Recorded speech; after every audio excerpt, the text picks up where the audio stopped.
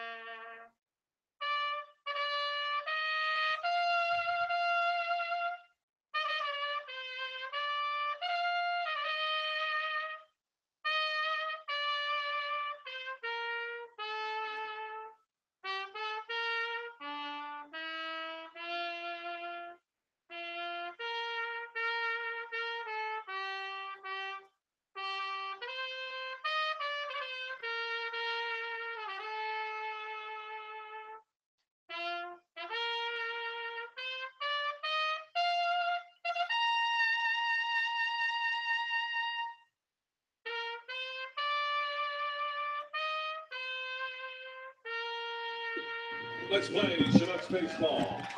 Our umpires tonight. And welcome back, Chugiak Eagle River Chinook fans. This is Caleb Duarte, the voice of the Chugiak Eagle River Chinooks. That national anthem was brought to you by a returner, our good friend, Mr. Doug Schaefer from the Air Force Band of the Pacific. And he returns to give us that beautiful rendition of the national anthem tonight. Throwing away our first pitch is 7-year-old ball player Diamond West, and he is actually the son of our sponsors, president and CEO, Alaska Oil and Gas Association, Karen Moriarty. And Diamond West puts a strike in there.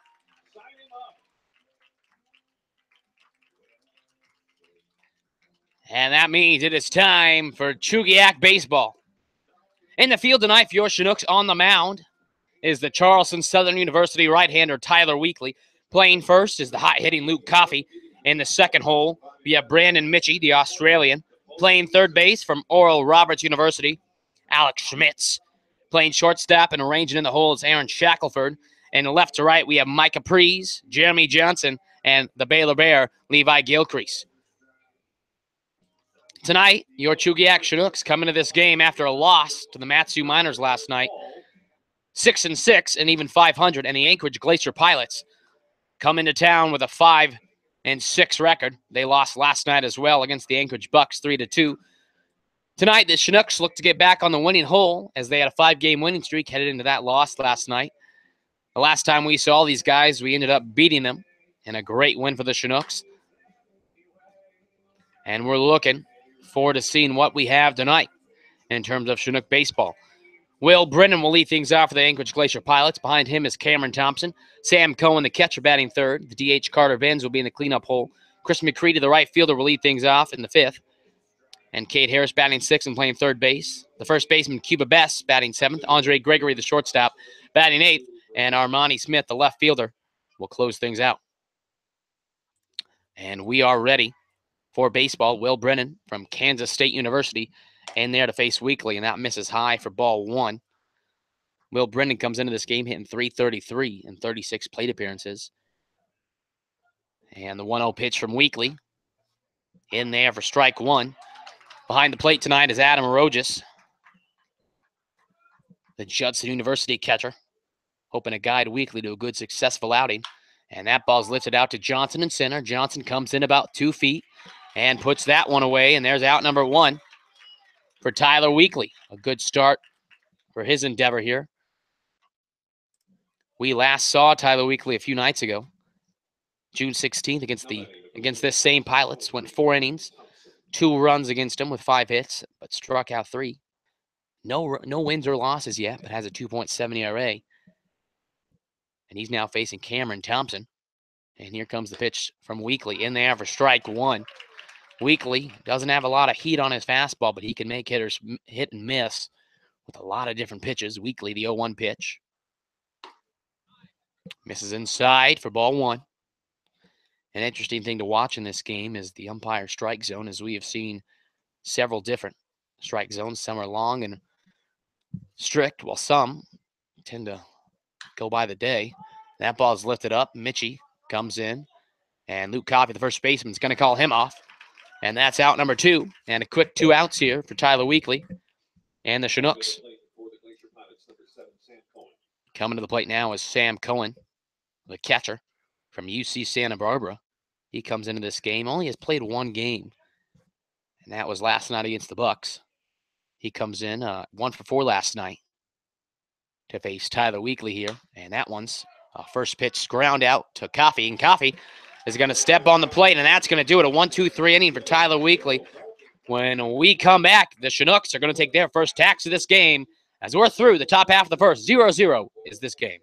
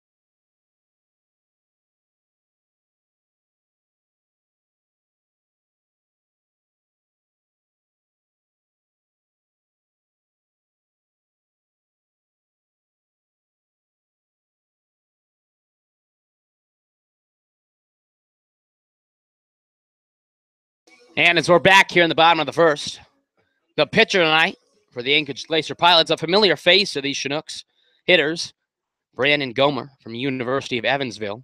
He last pitched against these same Chinooks, went 3 2/3, allowed 4 runs on 7 hits.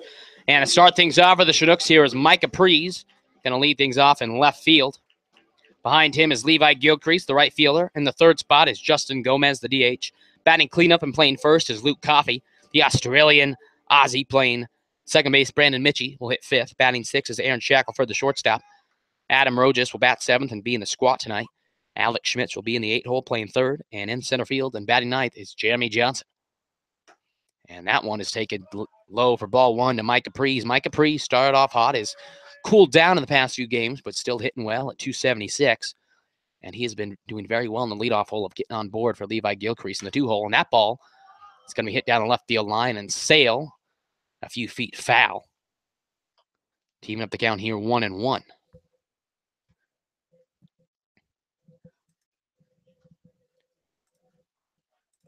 Brandon Gomer staying at 6'4", just finished up his freshman year at University of Evansville. Misses outside for ball 2. And Gomer, outside of that Chinooks loss, has been relatively good. He did get roughed up in his first outing on June 5th against the Miners, as that one is taken in for a relatively generous strike call there. And I'll be honest, I do not try to get on these umpires, but sometimes they give me no choice. 2-2 pitch from Gomer. And Prees is going to rifle that one down the third base line, foul. And we're going to have a 2-2 pitch again. Gomer at University of Evansville finished the season with a 1-7 record and a 7.66 ERA, so giving up runs is not something new, and that's hit to the second baseman, Thompson. Thompson over to Bess, and that's going to be a ground out to second to start things off for the Chinooks. Levi Gilcrease comes up now. Levi Gilcrease, the leader in the Alaska Baseball League in sacrifice hits. Apart from that, struggling to get the bat going, but has laid down a lot of bunts this game, and we'll see if John Groth calls the same thing tonight. Gomer looks into the Baylor Bear right fielder, the 1-out pitch. Gilcrease is going to watch that outside for ball 1.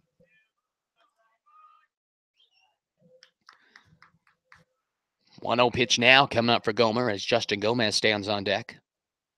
Gilcrease watches that ball go down in the dirt. 2-0 count now, and Gilcrease in the driver's seat here facing a 2-0 pitch.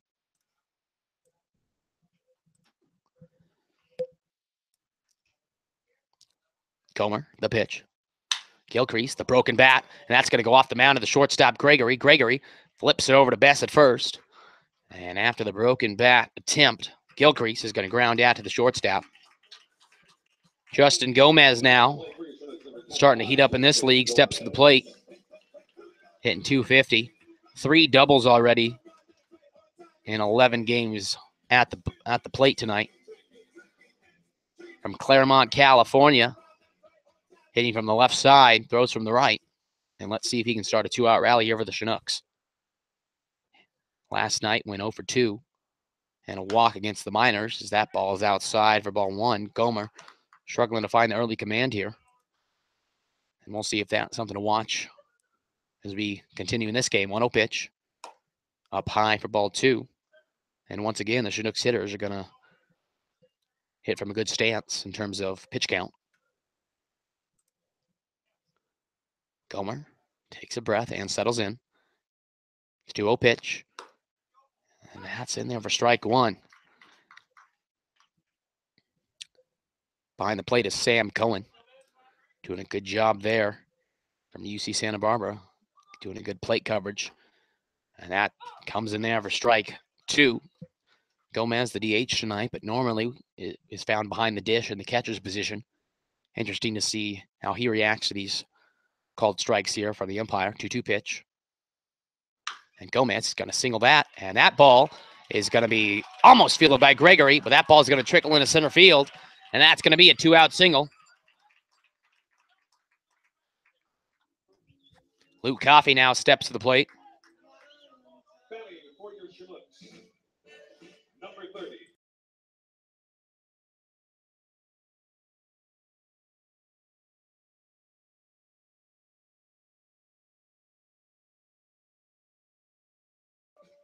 Luke Coffey hitting .305 in this league. Now steps to the plate with Justin Gomez on first. Luke Coffey has been seeing the ball very well of late as there's a first pitch strike into the Westmont third baseman turned first baseman for tonight's action.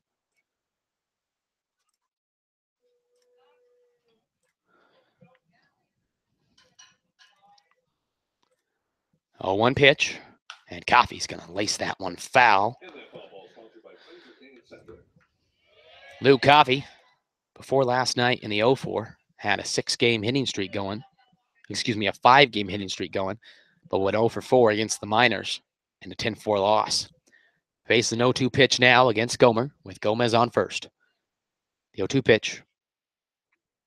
Up high for ball 1. Gomez, who stands on first, taking a relatively short lead over there. As with being a catcher, might not be the best option to steal the base here. Brandon Mitchie stands on deck. 2 away here, 1-2 pitch coming up for the Purple Ace right-hander. And Coffey is going to foul that to the Chinook dugout. Watch out over there.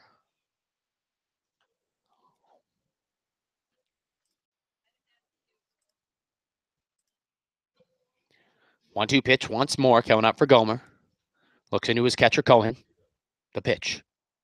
Coffey is just going to get some wood on that and fouls that.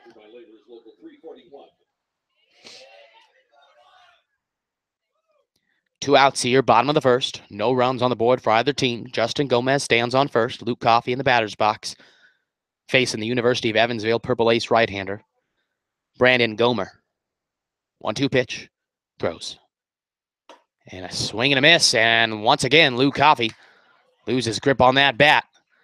But nonetheless, strikes out swinging. And that's going to do it for the Chinooks in this bottom half of the first.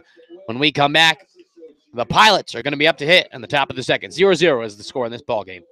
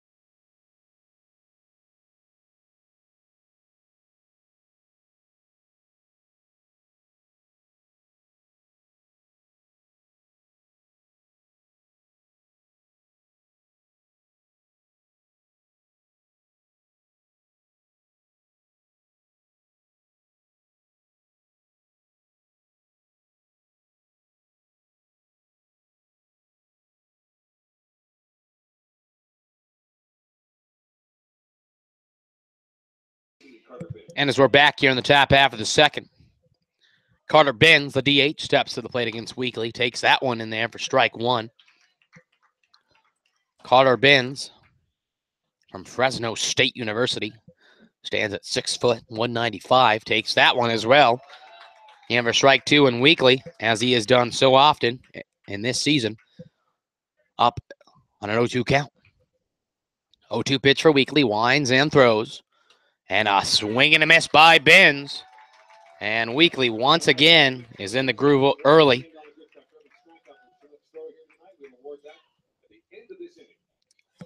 Chris McCready now, the University of San Diego right fielder, steps to the plate, hitting .265 in this season so far, and 34 plate appearances. Has 9 hits, 2 of those a double, 1 of those a triple, and 1 of those a home run. 1 out pitch from Weekly, and that's going to be another first pitch strike, and Weekly is feeling it tonight. 0-1 pitch coming up for Weekly. And that one is laced out to center. Johnson has to come in and puts that away out in center field. And a quick 2 outs here for the Pilots in the top half of the second. As Cade Harris, University of Oklahoma third baseman, steps to the plate. As he is on a 4-game hitting streak, has improved his average to .250. And he's hoping to keep that streak alive here. But he'll have to do so against the hot throwing Tyler Weekly. The 2-out pitch. And that one misses for ball 1.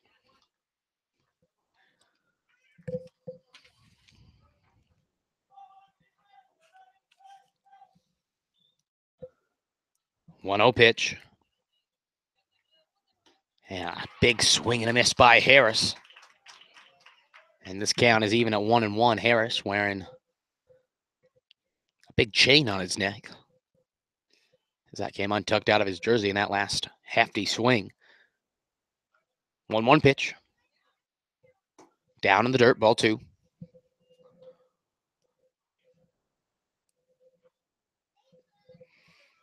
Two-one pitch now for Weekly. As Cuba Best stands on deck for the Pilots, hoping to hit in this top half of the second. And that 2-1 pitch. And they're going to say Harris did, in fact, go. Even count at 2-2. All 2s on the board except in the scoreboard. 2-2 pitch, 2 outs in the top of the second inning. Weekly winds and delivers. And that's going to be a foul called by the umpire. So Harris is going to stay alive here. As Harris was able to get some wood on that to keep this at bat alive. Will now have to do so against the right-hander, Tyler Weekly, on a 2-2 pitch with 2 away, top of the second. 0-0 is the score. And that's high inside for ball 3. Load the count full now is Tyler Weekly. The first full count the Chinook right-hander has had to face tonight. And let's see how he does so against the Oklahoma third baseman. 3-2 pitch. And that one is just tapped, and Harris not happy about that, and that's going to be a ground out to the pitcher. And Weekly has a 1-2-3 inning, and we head to the bottom of the second. Brandon Mitchie's going to lead things off as we go to the Chinook half of the second inning.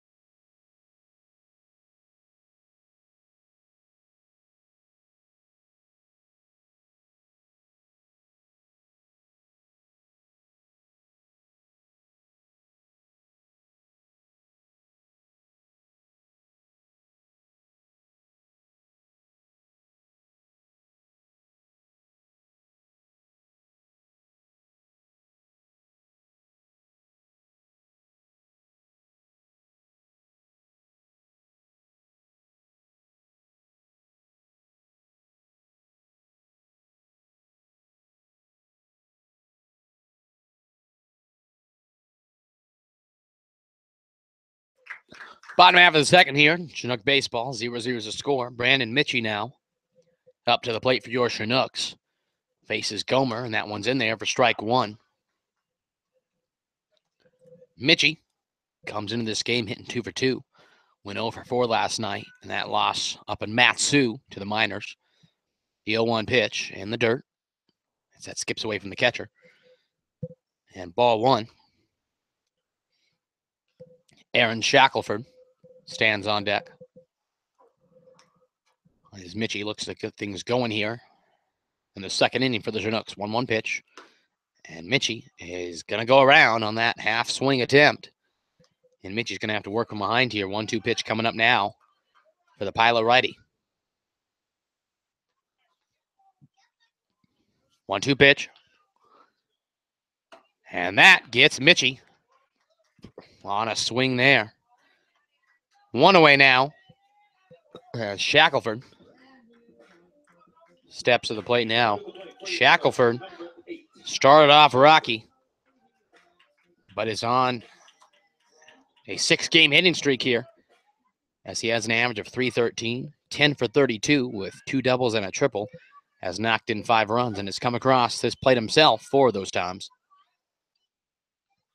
As he faces Brandon Gomer. That one is inside. Shackelford for ball one.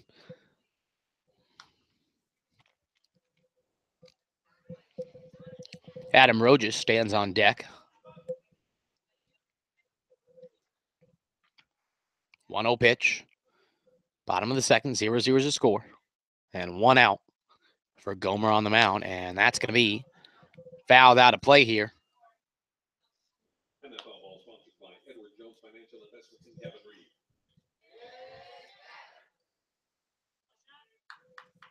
Reed. 1-1 pitch facing the Masters University shortstop. And Gomer delivers. Outside, ball 2.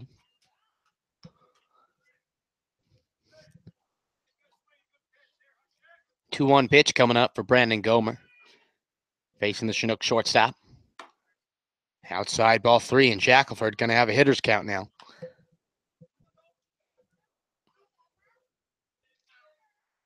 Shackelford went 2 for 4 last night and came across to score once. And he's going to be walked in this affair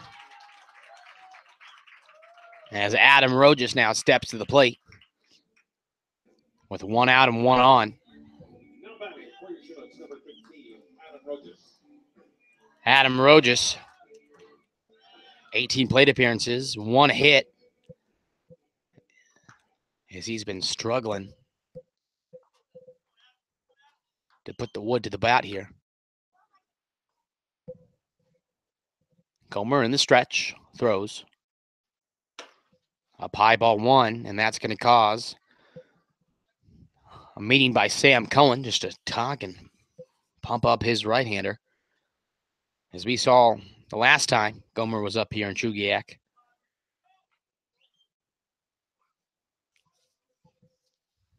He got a little roughed up.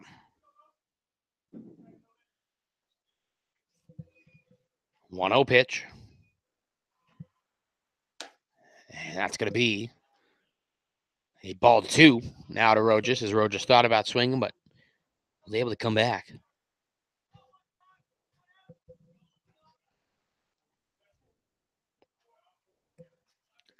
2-0 pitch now.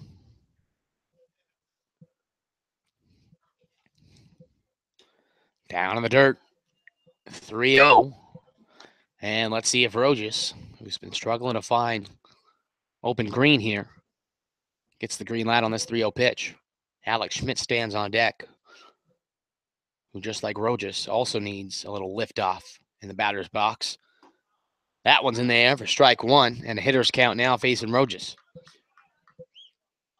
And let's see what Sam Cohen behind the plate for the Pilots calls here in this critical 3-1 position. Shackelford takes his lead off first. 1 away, bottom of the second, 3-1 pitch. And a hefty swing and a miss by Rojas.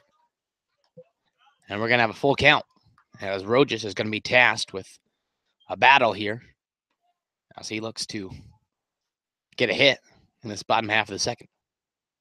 3-2 pitch from Gomer. And that one is hit out to the right field, McCready.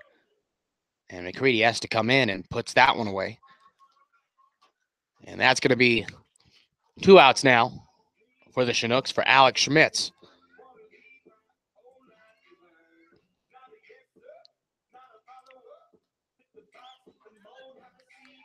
Alex Schmitz, 1 for 18 as well on the season. As he's looking to put things on the right track here. Has Shackelford at first, 2 away, bottom of the second. Outside, ball 1.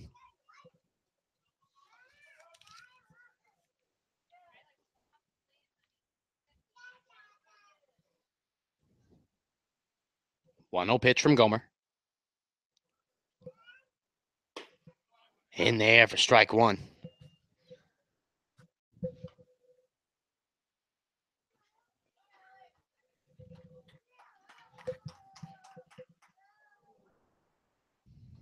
One pitch.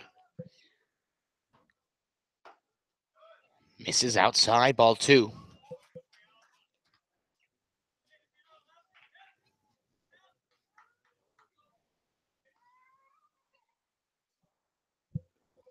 Two one pitch, 2 outs, bottom of the second. Alex Schmitz up to the plate. Up high, and Schmitz is going to have the driver's seat here. Faces the 3-1 count from Gomer. And let's see if the Chinooks can capitalize, as Gomer seems to be struggling to find command here. 3-1 pitch facing the Chinook third baseman. 2 outs, bottom of the second. Shackelford stands on first. That's in there for strike 2. And this count is going to be full.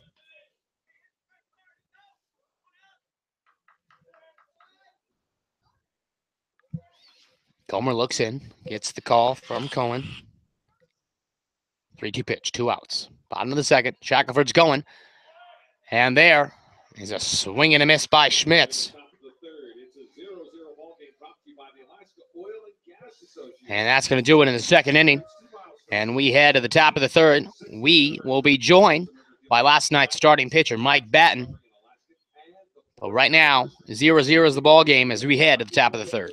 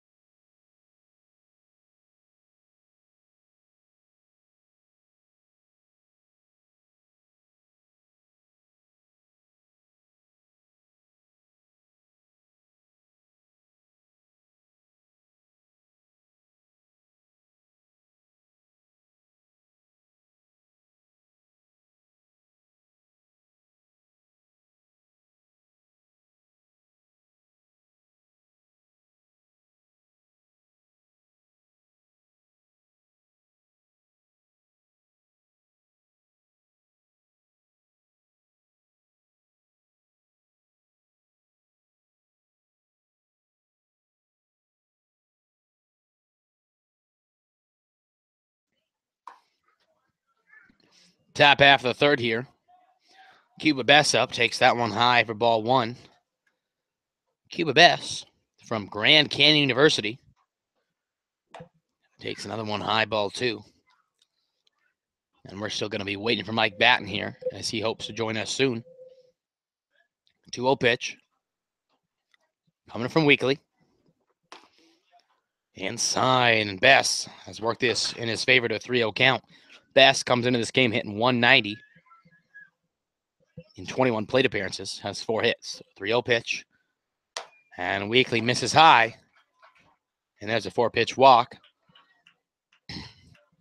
As Andre Gregory steps to the plate and in 22 plate appearances is hitting 318. The right-handed hitting shortstop from University of New Mexico.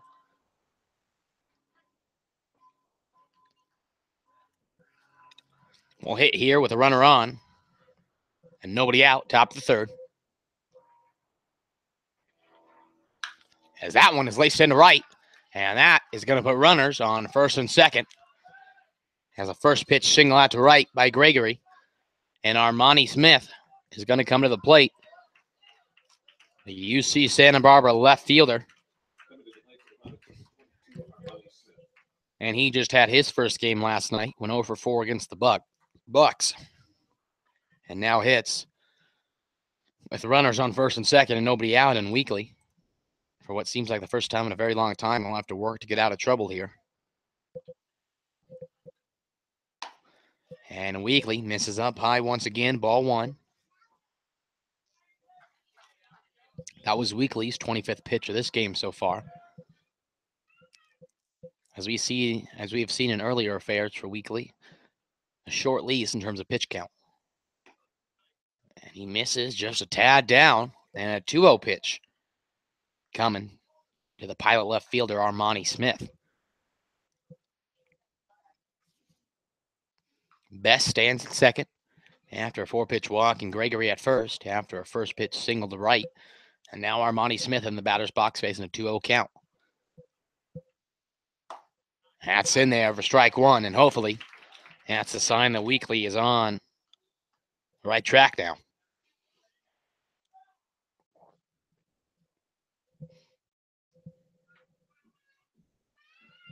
2-1 pitch coming up from Weekly. And a swing and a miss by Smith. And a 2-2 pitch now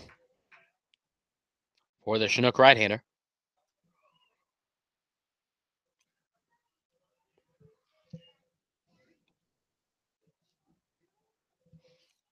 Weekly sets and throws up high, and that's going to load the count full, and Weekly is at risk of walking the bases loaded here. And let's see what Rojas behind the plate calls here for Weekly. 3-2 pitch, nobody out. And a swing and a miss by Smith. And Weekly has one out there on that swing and a miss strikeout.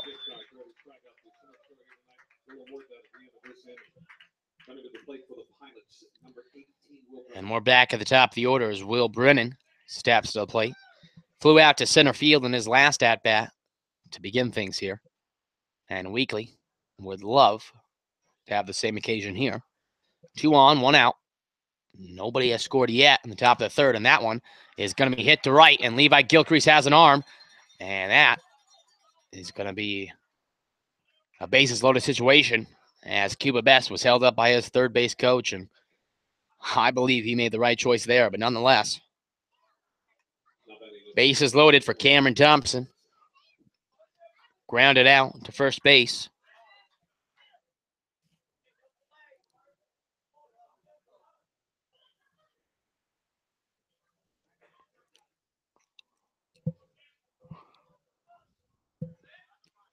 One out, bases loaded, top of the third. And that one is going to be to Coffey. And Coffey misfields that one and caught by Weekly and steps on the plate.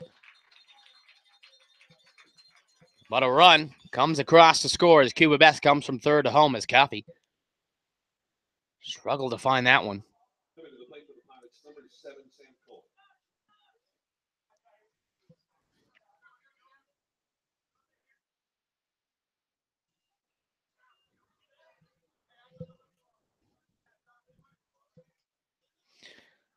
Sam Cohen now up to bat here. In there for strike one. To the left-handed hitting catcher.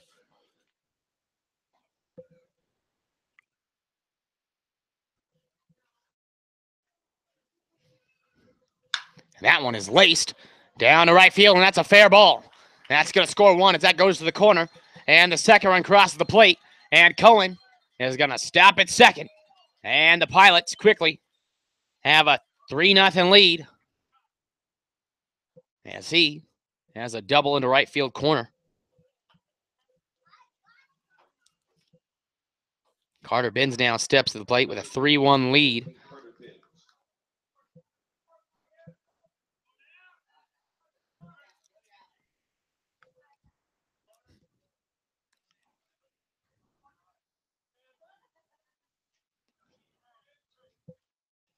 And a swing and a miss by Benz.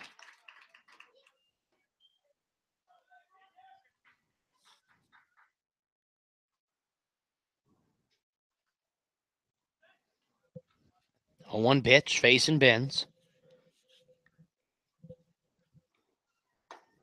And that one's in there for strike 2. And Weekly hoping to get out of this as he has still a runner on second. After a stand-up double by Cohen. 3-0 lead for the Pilots here in the top half of the third. And Weekly will look to keep it here. 0-2 pitch, 2 away. And a swing and a miss by Benz. And that's going to do it in the top half of the third. The Chinooks are now down 3-0 as the Pilots have played at 3 in the top half of this inning. We're going to come back to the bottom of the third as the Chinooks look to take some of that lead back. We'll be back for more Chinooks baseball.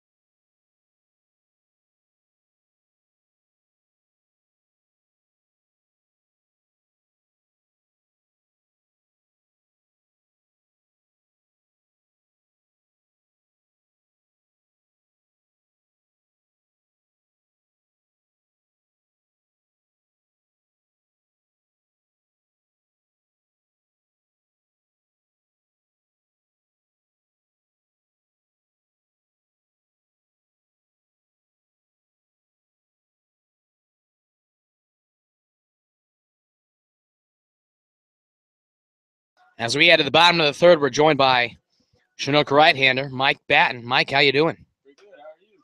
How are you? I am doing great here as we come to the bottom of the third. Jeremy Johnson now stepping to the plate. Jeremy Johnson gets that one in there for strike 1. And that one misses down low for ball 1 as well. Now, Mike, you pitched last night at Matsu. How did you feel out there? Ultimately, it was a 10-4 loss, but before the 6th inning, you were pitching great. How does your arm feel? Today it's a little rough, a little sore. Just second-day soreness as usual. Yesterday I felt best I felt all summer, so hopefully I can keep that up. And we will definitely be looking forward to seeing you keeping up as Johnson now faces the 2-1 pitch. Now, Mike, when you left with runners on first and second, nobody out, did you understand Chris's decision, Chris Beck, the pitching coach, or do you want to be out there, trying to get out of your own mess? Well, it's nice to stay out there and get out of your own mess, but I was over my pitch limit as it was, so I told him I could go one more, and he came out, he let me go one more, and he got into a little bit of trouble and came and got me. So, but yeah, usually every guy wants to get out there and take care of his own business and not leave it on anybody else. So,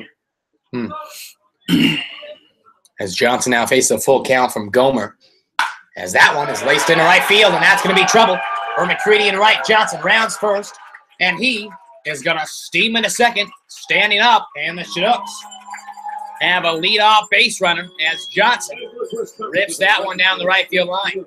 Extra big hit. And Mike Caprice now stands to the plate.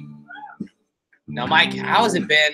Obviously the winning streak isn't there anymore, but how was it as a pitcher, at least, just watching this offense finally come to life? It's actually great. It gives you a good feeling when you step out there on the mound because your guys are going to score some runs. They're going to put some good at-bats together and, just give it all they got up there at the plate. And up to the plate now is Mike Caprice as Gomer calls timeout on the mound. And he is going to get a meeting with Cohen.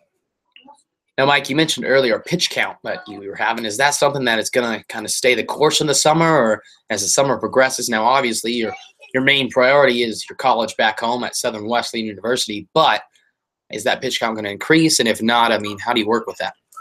It should right now. I mean, it'll stay right where it's at for now for the next start or two. But and Breeze laces that in the center. Johnson had to go back a little bit, and here comes Johnson. The throw home, and that's going to be caught by the pitcher. Johnson slides in, and safe is the call. And the umpire, after Johnson, thought he missed the plate. Johnson comes home to score anyway.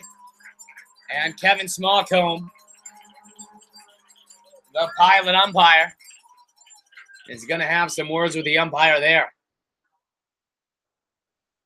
As you often see, you typically don't see if a runner comes home, tries to fight back he tries to go back to the base. But it looks like an RBI single for Prees. Mike, that was a pretty interesting affair. Yeah, usually when that happens, you're so into the game, and sometimes you can't even feel that. Even if you touch the plate, sometimes you can't feel it. So, I mean, you got to try to get your way back to make sure you got there. But, I mean, it's a tough play all around. As Johnson had to go back a little bit as that Prees line drive kind of came up a little bit. And I'm surprised Johnson was given the go-ahead to run home, but John Groth, the third base coach and head coach of this Chinook team, is known for his aggressiveness, and the Chinooks have put one on the board for Levi Gilcrease, grounded out to the shortstop in the top of the first. Micah Prees stands at first after an RBI single, and Prees is running, and Sam Cohen throws that in the dirt, and Prees is going to get the stolen base. And Mike, it seems like this Chinook offense is feeling good tonight. Yeah, we put some great at-bats together, getting some key hits here. You know, hopefully, I know Levi will get his job done. So, and we'll see what that job is, as he now has an 0-1 count.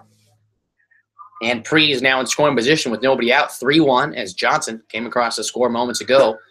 And that one's in there for ball one. Now, Mike, have mentioned broadcasts and even earlier in this game that the umpires have been interesting, and some of them are so completely different than each other. How's the umpires been for you, and how have you really dealt with? Has there been any adversity with these umpires? Yeah, there's some. You get that every now and then with some guys. You know, you have some guys that tighter strike zones than others, and then you get one umpire that's really good behind the plate, but then you go to the next start and you got someone that's completely different. You know, it gets difficult. You got to adjust every umpire. It's really just a feel thing. That's what you get through in the first inning. So, but other than that, like I said, I mean, for me, the umpire's been great here so far. There's a few calls, but you get over them. As Gomer misses down low for ball 3 and Gilcrease in a hitter's count now. Now, we've talked about John Groth's aggressiveness a lot in this press box. How is John Groth compared to your head coach back at Southern Wesleyan? Actually, they're just alike, to be honest. That's a scary thought. Yeah, it's good. You got a head coach with a lot of energy and a lot of fight in his character. And Gilcrease is going to pop that one up, and that is going to get over the head of the catcher. And that's going to blow this count full after that foul ball by Gilcrease. Now, speaking of Groth's energy as a pitcher, now you deal with Chris Beck a lot, but how is it dealing with Chris Beck with his kind of laid back and mentality and going back with – do you deal with a similar kind of thing at Southern Wesleyan, and how has that been getting to know Chris and kind of his coaching repertoire? Yeah, you know, like I said the other day, Chris is a great coach. He's laid back just like my pitching coach is at school and everything else. He's just laid back, especially when you're out there on the mound and you're getting in some tough situations. He'll come out there and calm you down. And speaking of calming down, the Pilots pitching coach is going to head to the mound to meet with Brandon Gomer after Gomer missed on a full count pitch for ball 4. And the Chinooks in business here, runners on first and second, nobody out. 3-1 lead after the Pilots plated 3 in the top half of the third, and the Chinooks have already had one come across the score as Justin Gomez steps to the plate. Here with Mike Batten from Southern Wesleyan University, a Chinook right-hander. And Mike, we talked a little bit last time, and I've talked to a lot of the guys that have come up here playing in this weather and just playing in Alaska. Have you ever played in a situation like this Alaska weather or just this scenery in general? Scenery, no. Weather, yes. South Carolina is a lot like this during our spring season. Opening day this past year was whopping 29 degrees. Oh. So that was a little rough. 29 degrees is Gomez. Big swing and a miss. Now, you're in South Carolina. How far are you from Charleston Southern? Because we have 3 pitchers here also located in there. Charleston Southern's probably about 2.5 hours away from me. It's on the coast. We're closer to the North Carolina line. So, yeah, they're about 2.5 hours away. Probably going to go visit them guys this year. As Gomer misses up high for ball 1. Now, that's something really interesting. I talked to Weekly, who's from Charleston Southern and the starter for the night, that when he played in Alaska before, I can't remember if it was Alaska or if it was a different summer league. I believe it was a different one. That the relationships he makes are so good as the relationships that you were talking about and building that you might go visit them. How has that been in terms of building relationships so far? Building relationships so far has actually been pretty easy. You know, you got a lot of college baseball players. Usually college baseball players are outgoing. You know, they'll carry on conversations with anybody. So, yeah, I mean, especially being another pitcher, all the Charleston Southern guys being pitchers, I mean, you get to bond with them really easily down there in the bullpen and in the dugout. So Gomez now has a 1-2 count after he fouled that strike over the Chinook dugout. 1-2 pitch, and Gomez is going to rip that in right field, and Priest is going to get the go-ahead, and he is going to come on to score as Gilcrease is going to go from first to third on the play, and Gomez is going to come into second, and the Chinooks firmly in business here as Gomez singles to right.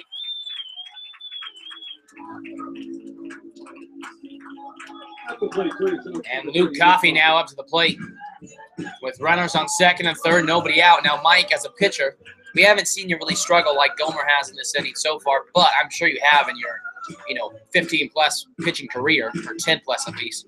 How do you, if you were Gomer on the mound, runners on second and third, there's nobody in the bullpen either. Do you just try to get the ground out? Is it a strikeout situation? I mean, there's no double play situation. What do you do? As Coffey rips that in the right center, and that ball is going to be caught by the right fielder McCready. But Gilcrease is going to come home to score, and this game is tied 3-3. And, well, Mike, let me change that up. It's now a tie game. Runner on second. What do you do? Do you just try to get it out any means necessary? What do you do? Well, I mean, here, you get a ground ball. You get the force out at one. I mean, it gives you a chance. The guy gets the third, but so what? You're guy on third with 2 outs, and you just pitch your game and just either try to get a pop up, do whatever you can to get that last out and get out of this inning. As Mitchie's going to waste that in the right as well, and here comes Gomez from second. This is going to be close. Gomez is going to not even slide as he's going to stand up. And the Chinooks are up on the board as Mitchie signals in the right field. And Gomez comes across to score. And Mike, the Chinooks take a 4-3 lead. And an impressive affair here. And Mike, we were talking beforehand, this Chinook offense is on fire. And they just keep on trucking. Yeah, some of the guys are starting to see the ball really well lately.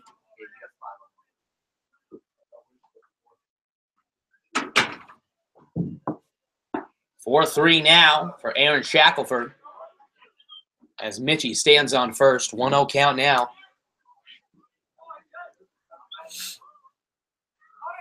Beautiful weather here tonight for some Alaska baseball.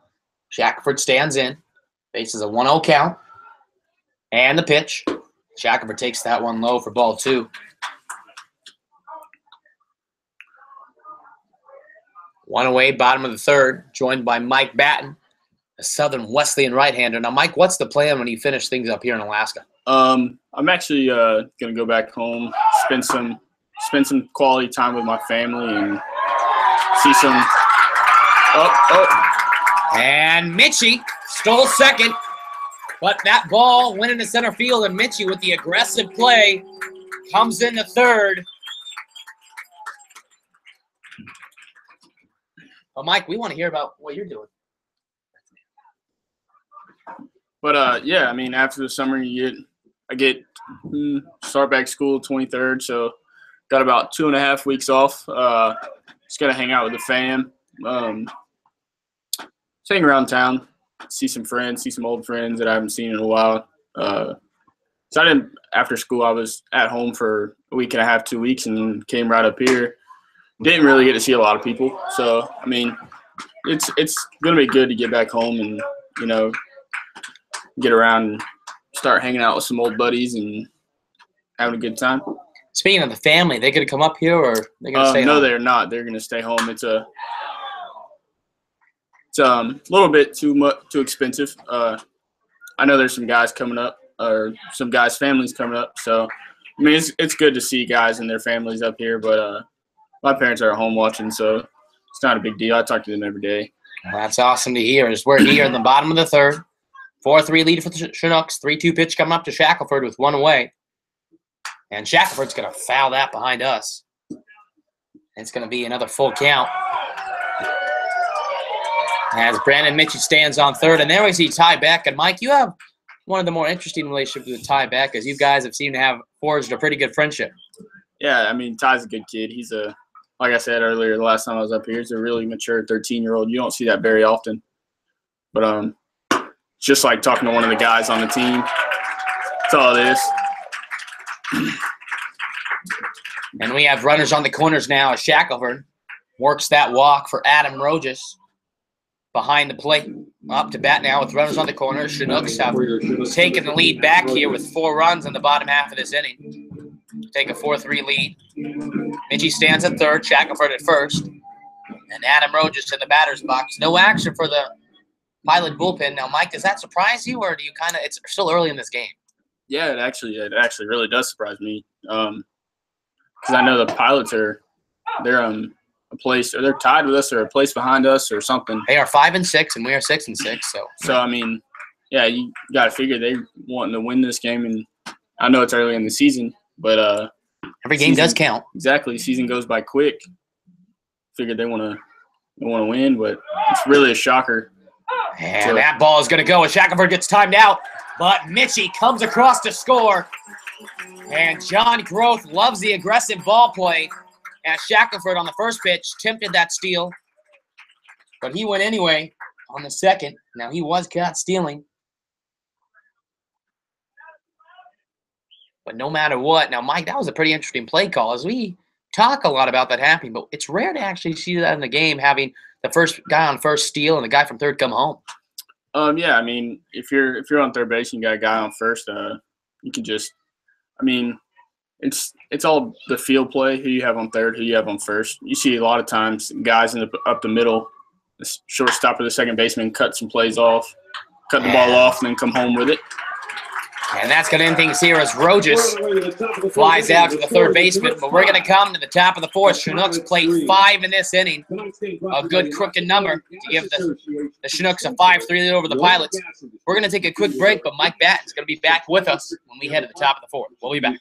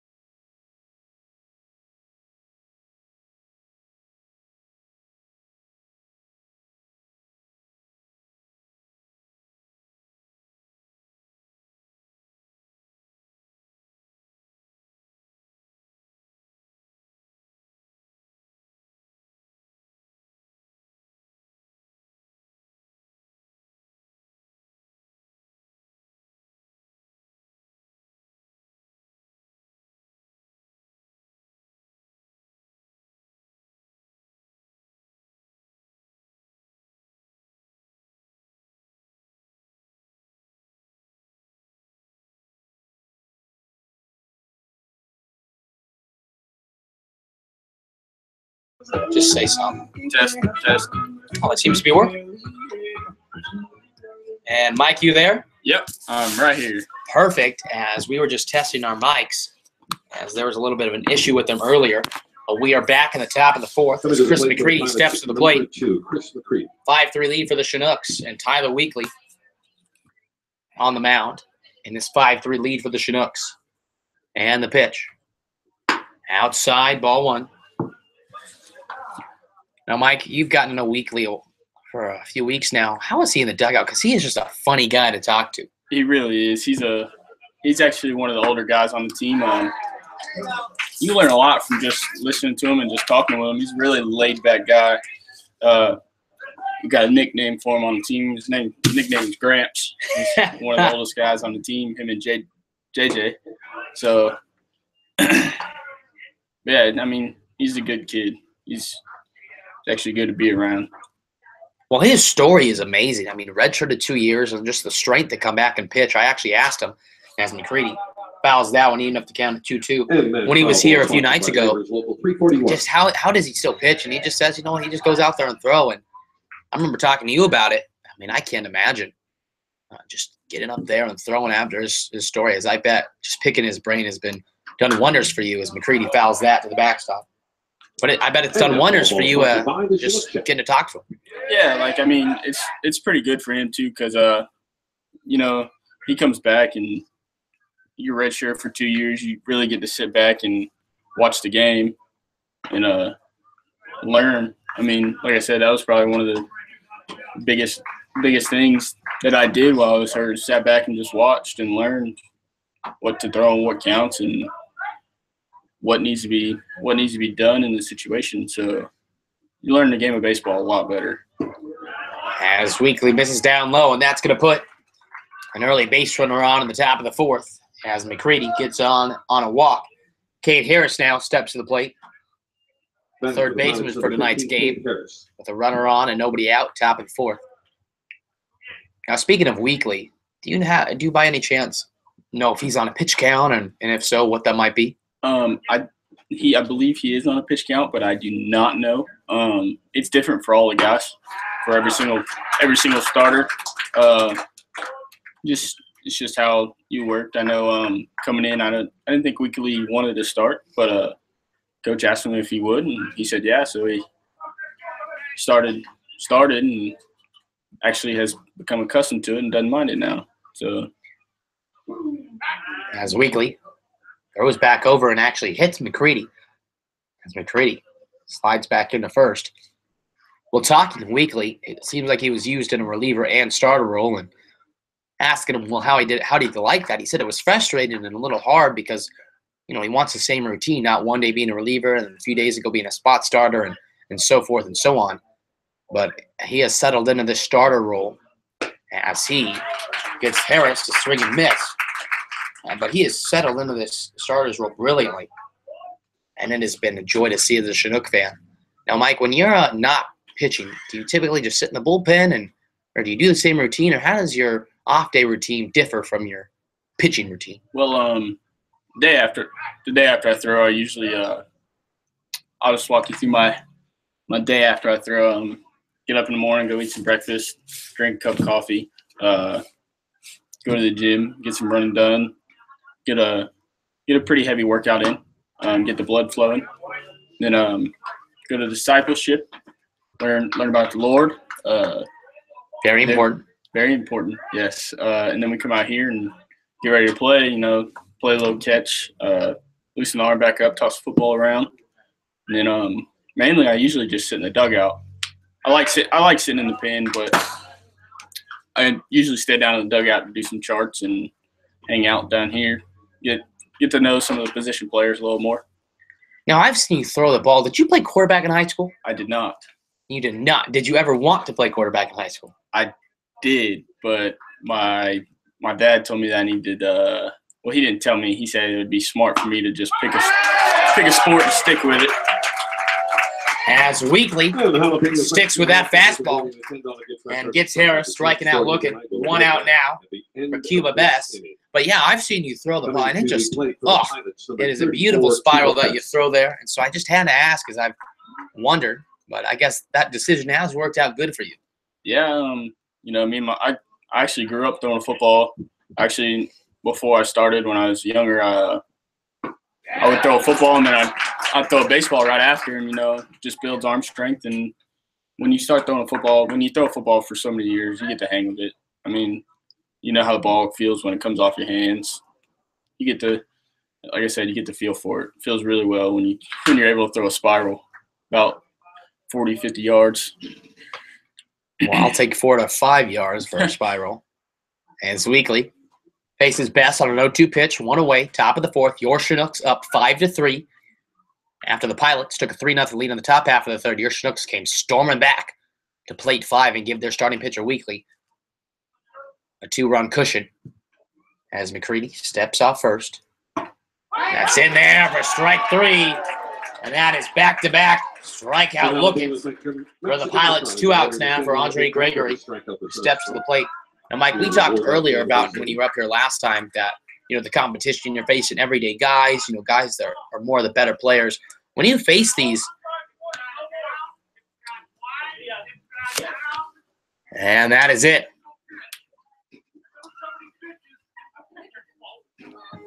And the umpire has actually thrown out Kevin Smallcomb. And we're going to take a quick break here as we get this all figured out.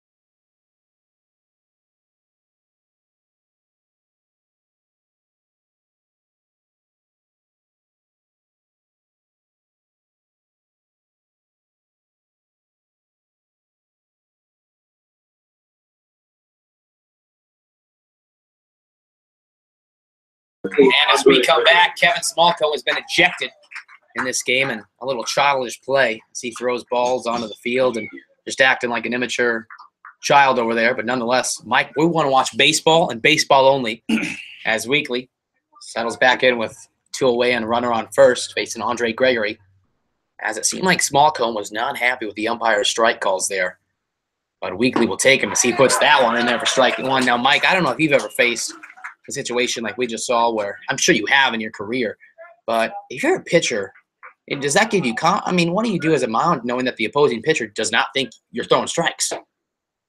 I mean, in that situation, you're on the mound, you just kind of got to step off the mound. You can laugh a little bit, but I mean, for the most part, you just gotta stay focused on your job. It's good to know. I mean, it's not good to know, but it kind of makes you feel good that you're getting under their skin. So, I mean, yeah, feels pretty good, actually, I must say. Well, Tyler Weekly just hitting his spots. And I'll be honest, were they for sure fire strikes? I'd probably say not. Were they questionable calls? Absolutely. But does it give any justification to act like a child? No. He's a grown man, and he should act like it. As Weekly, I was expecting the strikeout call there. Misses eye for ball 2.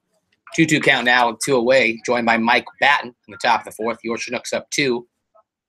And the Pilots are without their head coach after Kevin Smallcomb was ejected after not agreeing with the umpire's strike zone. And, well, Mike, I was asking you before how you thought about the strike zone as Gregory fouls that out. Any justification of the Smallcomb thinking the umpire's wrong? There's been some questionable calls the past throughout the season. You know, it's just it just depends on who you get behind the plate and everything. I mean, if you're throwing strikes and if you're throwing strikes and hitting your spots, I mean, the umpire is going to expand the zone for you later on as you go in the game. And, I mean, Weekly's been doing a great job of hitting his spots and just staying in the strike zone.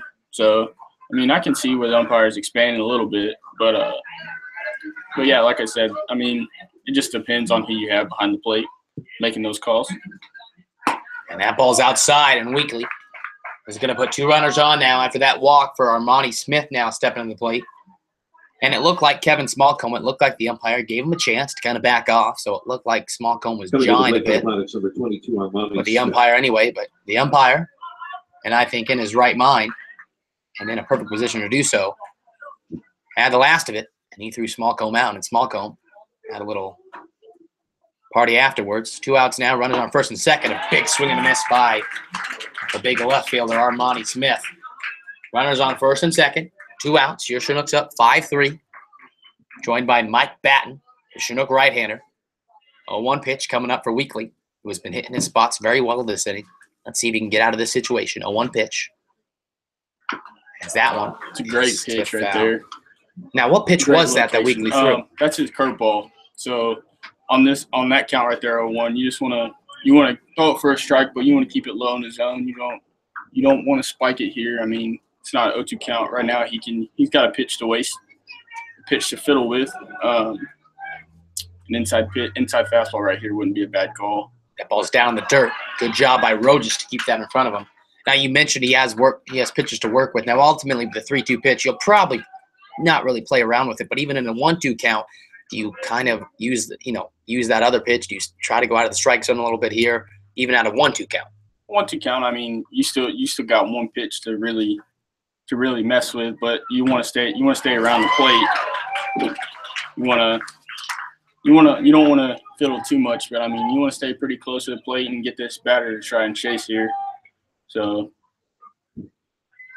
but I mean, like you were saying earlier, the umpires in this league are a lot different than they are back in South Carolina. Now, how is that? What makes them so different? As a swing and a miss by Armani Smith. And we will save that question for the bottom of the fourth. Joined by Mike Batten once more. The Chinooks have a 5-3 lead as we head to the bottom of the fourth.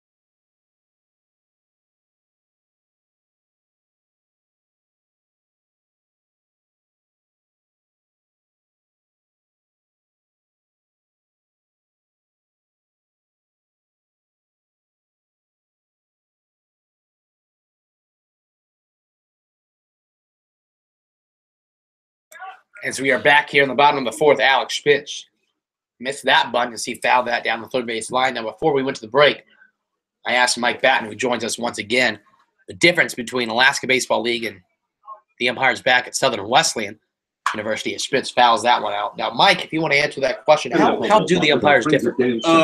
At college, it's a little bit tighter zone, but I mean, it's the hitters here just. I mean, you get.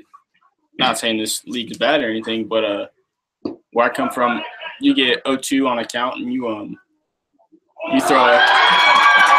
And that ball was thrown to right field after a drop third strike.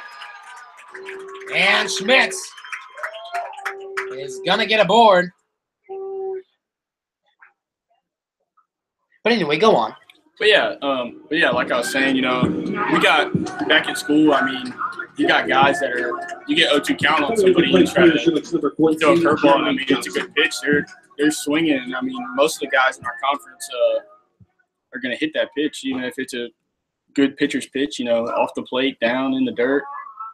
I mean, most of the time they're swinging 0-2, and I mean it's pretty good. I know the guy that led our conference this year had like 23 home runs and batted like 401 on the year. So, and Jeremy Johnson steps in. He had a double in his last at bat. Got things started for the Chinooks after a wild play at the plate. And Schmidt stands at second after he got on there after a drop third strike. That ball was thrown, and that ball down in the dirt once more, but the catcher able to block it somewhat. 5-3 lead. Schmitz will take whatever he can to get on base. He's been struggling. Johnson is starting to put things together now. Now, Mike, you were talking about the difference of the conferences. What conference are you joined with? Conference Carolina. We mainly play, North Carolina teams, South Carolina teams in the Division II. Some Georgia teams. And Johnson is going to hit that just foul down the right field line, as that would have been a for sure double, if not a triple, and a run score for the Chinooks. Now, coming from North Carolina, that area in South Carolina, your school specifically in South Carolina, do you get a lot of homegrown players, especially in the D2 level? Most of the time, yeah. We got a few guys from the area, but we had quite a few guys that actually were from my hometown in Florida that I actually grew up with playing. So it was good. It's good to have some buddies on the team that you grew up with. And our catcher actually, he's hurt. Well, he should be back this season. He tore his ACL. I've grown up with him, and he's caught me probably for 5-6 years. So really got the pitcher catcher bond. So it's like I said, it's just great to have some guys on the team that you can talk to and you don't feel so far away from home. 3-1 pitch to Johnson after a missed bunt. And Johnson is going to be walked here. And we're going to have runners first and second for the top of the order, Mike Caprice. Now, speaking of that, you said you bonded really well with your catcher. How is it coming here and having three completely different catchers? How does that bonding process go and just getting to know them? Actually, it's very easy. I mean, everybody, like I said, you're college guys. You get to know people. You throw bullpens to these guys every so many days. So, I mean, you really get to know your catcher, and especially if they've caught you after they catch you that first time, you guys really get on the same page of what you're there to do and what pitches you want to throw and what counts. As Prees lays down a bunt, and that's going to advance the runners to second and third, and out is the call at first after Prees made that questionable. But the runners do advance from first and second to second and third. And now Levi Gilcrease is going to have a chance, as he did earlier. Knocked some runs in. Levi was walked and came around to score in the bottom of the third and inning to go. Alex Schmitz now stands at third and Jeremy Johnson second. Actually, it's really funny. Me and Levi are from the same area. Never knew him, though. Went to the same few guys that we played ball with from a high school about an hour and a half away from me. Because you're from Florida, and he's from Odessa, Florida. Yes. So which part of Florida are you from? I'm from Riverview. So Tampa area. He went to a high school called Sickles, and they weren't in our district, so I've never knew him, but he knows a couple of my buddies that have played there that I've played with on some travel teams with, and I've actually grown up with. So it's actually good to have a Florida native on this team. As I bet it is I bet Florida is full of humidity right now, as Gilcrease takes that out, and Gilcrease is going to have a 3-0 count. And if you're Brandon Gomer, still no action in the bullpen, you do not want to face the bases loaded with only one out to the guy on deck, Justin Gomez. I figured they'd get Gomer out of here by now. So, well, now as you say that, the bullpen catcher does run down to warm some guy up. And that's down. And Gomer struggling to find command here. That's going to be a 4-pitch walk to Gilcrease as Justin Gomez steps to the plate. And let's see what happens. After the pilots, they're just getting a guy warmed up. So Gomer, it looks like we'll face Gomez. You know, here in this situation, you really, as a pitcher, you really want a ground ball up the middle somewhere, get the double play, and especially with a lefty up, it wouldn't be a bad pitch call to be calling a changeup along the way here. See if you can't get a rollover to the second baseman or the first baseman, and you know, really just get out of this bases loaded jam. As Gomez will try to extend the lead here and some. As he takes that one down low for ball 1, and Gomer, 5 balls in a row, struggling to find it, as Mike mentioned, with only 1 out. If there's a ground ball, they'll be going for 2 with good speed on the base pass and relatively good speed for a catcher at the plate. Let's see what Gomez can do. 1-0 count. Bases loaded. Outside for ball 2. And Mike, it looks like Gomer's struggling to find the strike zone here. Really having a tough time here. Right here, this is where you just want to take a step off the back of the mound and really just take a deep breath and get yourself under control and, you know, just find what you're out there to do and just throw strikes. Let him hit it. He's going to get a word from his pitching coach, as it looks like the bullpen is going to be expedited here. 2-0 count to the DH tonight, Justin Gomez. Alex Schmidt stands on third. Jeremy Johnson at second. And Levi Gilcrease at first.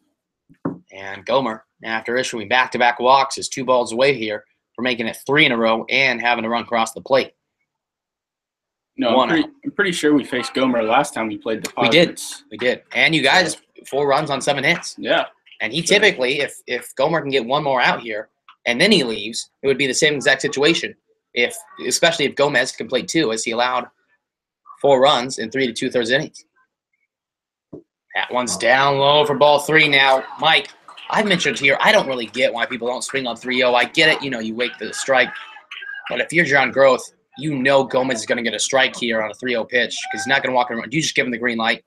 It depends on who you have as a hitter. Like right there, you got – as a pitcher, you're really just trying to get that ball over the middle of the plate. But you don't want to make it too perfect for the hitter. So really not trying to fiddle, just trying to get that ball over the outer half of the plate.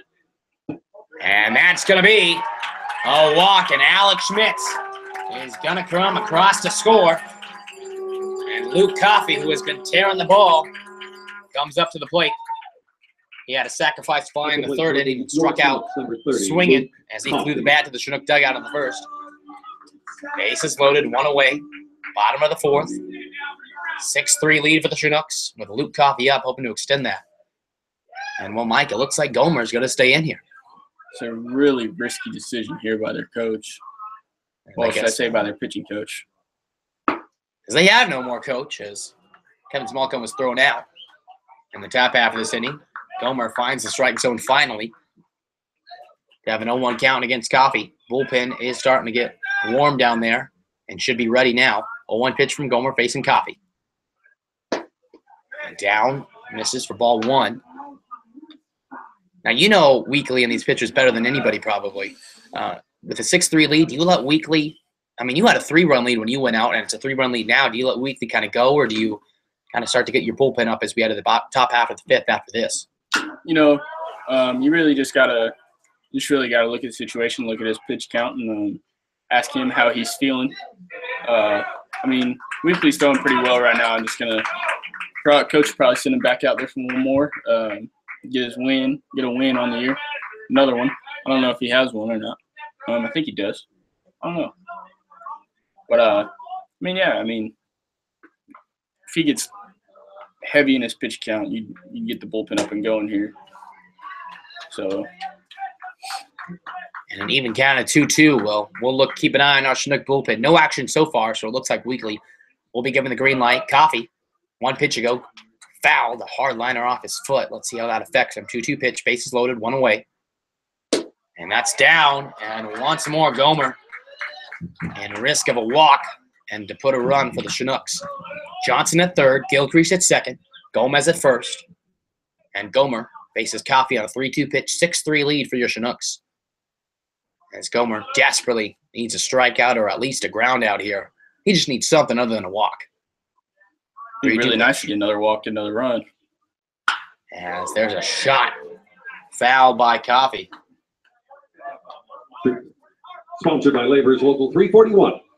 See, in this situation, you really don't want to put one over the heart of the plate either, because you got a good hitter up and the cleanup hitter especially. Yeah, and I mean, as a pitcher, you're really not trying to make a perfect pitch, but you're trying to make a decent pitch. As that ball is going to be fouled, and Coffee probably takes a sigh of relief as he's looking to unload on one. And a fly out wouldn't be the worst case possible. However, it would be if it was right over the home plate, as Coffee would love to just send one to the outfield somewhere, especially with good speed at third.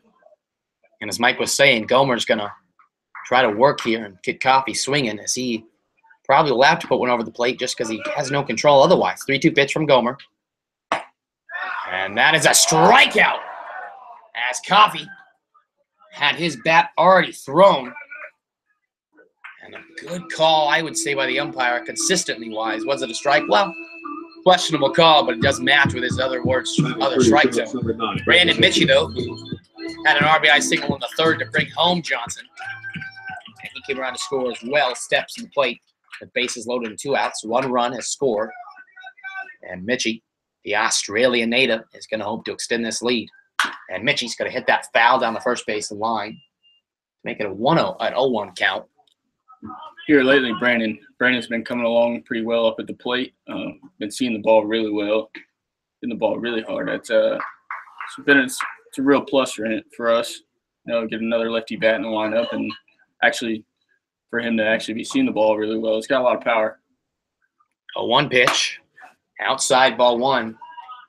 And I have to agree, and I've said that a lot here in the booth. I think he started off slow, but he has seen the ball very well. Same with Coffee, who just saw strike out on a questionable strike call. Actually, both of those guys, Coffee and Mitchie, have been seeing the ball really well. Both have home runs on the year. Both some pretty good distance to those balls, too. NFL ball sponsored by Discovery Code Recovery and Wellness Center. And a 1-2 count facing the Aussie, Brandon Mitchie, as he's been known to stroke some singles into right field, and he will definitely take that in this inning. Johnson at third, Gilchrist at second, Gomez at first. 6-3 lead for the Chinooks. 1-2 pitch coming up with 2 outs. And Mitchie is going to hit that to the shortstop, Gregory. And Gregory going to throw it at first, and that's going to do it. As the Chinooks score 1. And we have a 6-3 lead here as we head to the top of the 5th. Tyler Weekly will come out once more. 6-3 lead as we head to the top of the 5th.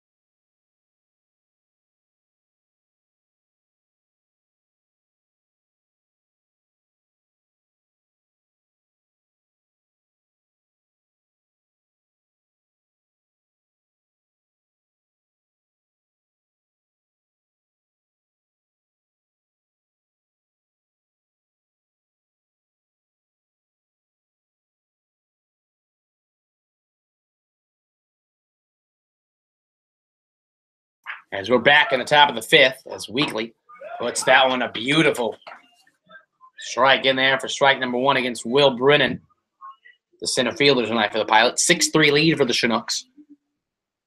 After the Chinooks were able to plate 1, as Weekly misses ball 1. In this situation right here, Tyler Weekly's just got to throw the ball over the plate, force contact, get some outs, get some quick outs. And right Just on like cue, that. he does, as Mitchie fields that, tosses over to Coffee. And there is a 4-3 ground out. Well, Mike, if you can just keep predicting outs, that will make my job easy. Yeah, actually, feel our pitching staff's actually been doing really well lately. Last night we struggled a little bit, but it's bound to happen every now and then. It's baseball. Exactly. Baseball's a game of failure. But a game of fun at the same time. Just some grown kids playing a little kid's sport. And if you play it well enough, you get paid a lot of money. Oh, yeah. That's the goal, right? Yep, that is the goal, because you get paid to play the funnest game on earth. And I would agree, as Weekly misses up high for ball 2. Cameron Thompson, who's 0 for 2 in this game now, up to the plate. And this next pitch will be the 70th for Weekly, so I would assume that bullpen will start getting warm any time now. And that is off the catcher's mask for a foul. To the backstop, 2-2 pitch now. Coming up for Weekly. It's Ty Beck once again. Fields those foul balls. Here I think Coach is just going to try to get him through this inning and get a win on the board. As that is true as the pitcher. To be qualified for the win, you do have to make it through 5 innings. As I think Weekly did miss out of that last time after pitching a stellar game. And he is 2 outs away from being in a win-qualified position. As that ball is hit out, that's going to be called by Mitchie. And Mitchie puts that one away. And 2 outs now for the Charleston Southern right-hander. At the plate for the Pilots, number 7, Sam Cohen. Sam Cohen now 1 for 2 with a double in the 3rd inning to put the Pilots up 2-0. That lead has evaporated very much so, as the Chinooks are now up 6-3. Weekly, the 2-out pitch. And a swing and a miss by Cohen. Cohen was actually a big star last year. From Oklahoma. No, from Santa Barbara. Yep. He hit the walk-off grand slam against Louisville. And Cohen, not really a walk-off grand slam kind of swing as he tips that one. Or foul. Well, Mike, have you been staying up with the College World Series? I have not. Oof. The only team I really watched is Florida State. So they got knocked out today, but it'll be all right. We'll be back there next year. And right on cue, Weekly pitching like he's in the College World Series. Gets Cohen striking out looking. And Mike, like you said, Weekly's now qualified for that win. Yeah, And we'll see what happens. 6-3 lead as we head to the bottom of the 5th. Your Chinooks are up to the plate.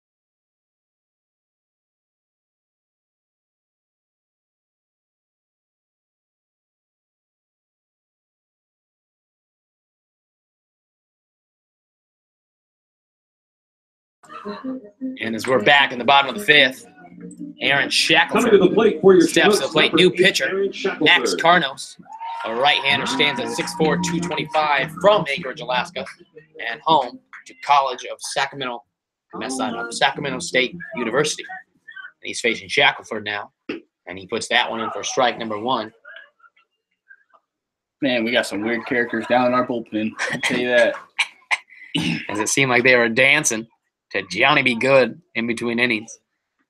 And, well, I would say as Shackelford lines that one foul down the line.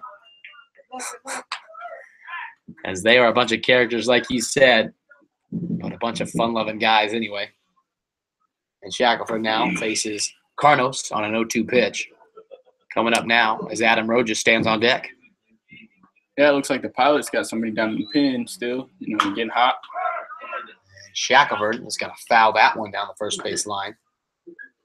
I wonder why they got him down there. This is, you say it's his first batter actually. The pitcher of the. Yeah, he just came in. Yeah. Batting for the Chinooks. It's weird. You don't see that very often. Does not really put a lot of confidence, I'd assume, on the guy with them on the mound. 0-2 pitch facing Shackelford. That's outside, ball 1. Shackelford, he's over 2 in this game. Well, actually, I should say no. That's 2 walks. As he is going to hit that to Gregory at short. Gregory fields that and throws out Shackelford at first base for a 6-3 ground out there. Adam Rojas now steps to the plate, faces their Sacramento State right-hander. So far this season, Carnos has no stats to his name. So it appears this is his Alaska Baseball League debut. Mike, do you remember your Alaska Baseball League debut a mere 3 weeks ago? Yes, I do. It was actually against the Bucks. Didn't go too well in the first exhibition game of the year. I think I had like 4 walks and like 2 runs. Just trying to get the feel for up here, and new crowd, new teammates, just had to settle in a little bit. And Carnos is settling in nicely here, and Rojas is going to hit that out to right field, and McCready is going to come in there to record the out number 2.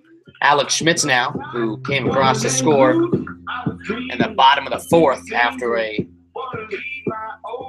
strikeout swinging, but it was a drop-in strike that was near the throw.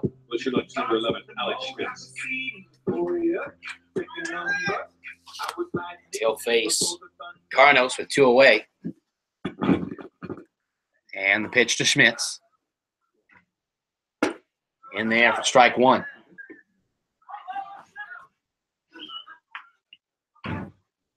Didn't realize Sacramento did a lot of scouting out here. As I can see that Carnos is from Anchorage, Alaska. And Schmitz is going to line that in the right field. And a base runner now. Jeremy Johnson, 1 for 1 in this game after being walked in the 4th. Steps to the plate as Schmitz gets his 2nd hit of this season so far, 2 for 20 now. And Jeremy Johnson, 1 for 1 in this game as he had a double in the 3rd and came around to score in that 5-run 3rd inning. Has Schmitz at first and facing new pitcher Carnos, I should say, is that one. Is in for strike 1. Pilot's bullpen still active down there. And we will get you updated when we find out who that is and when they are coming in.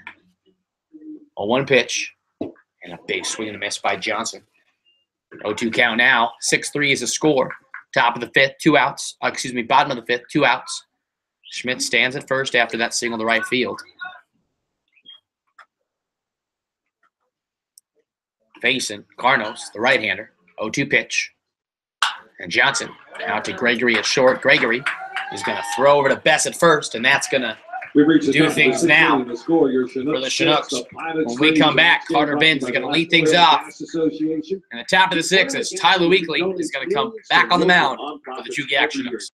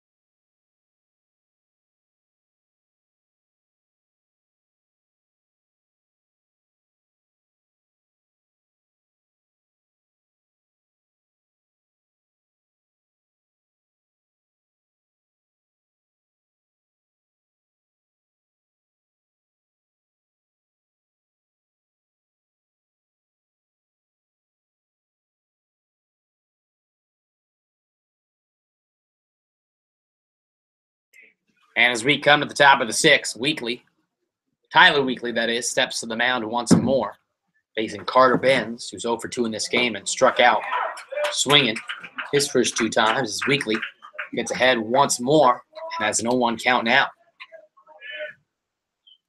And another swing and a miss by Benz and a quick 0-2 hole. And Weekly is just feeling it right now on the mound with a 6-3 lead thanks to his Chinook lineup. Still no action in our bullpen. A couple of guys standing up down there, just probably goofing off just like normal.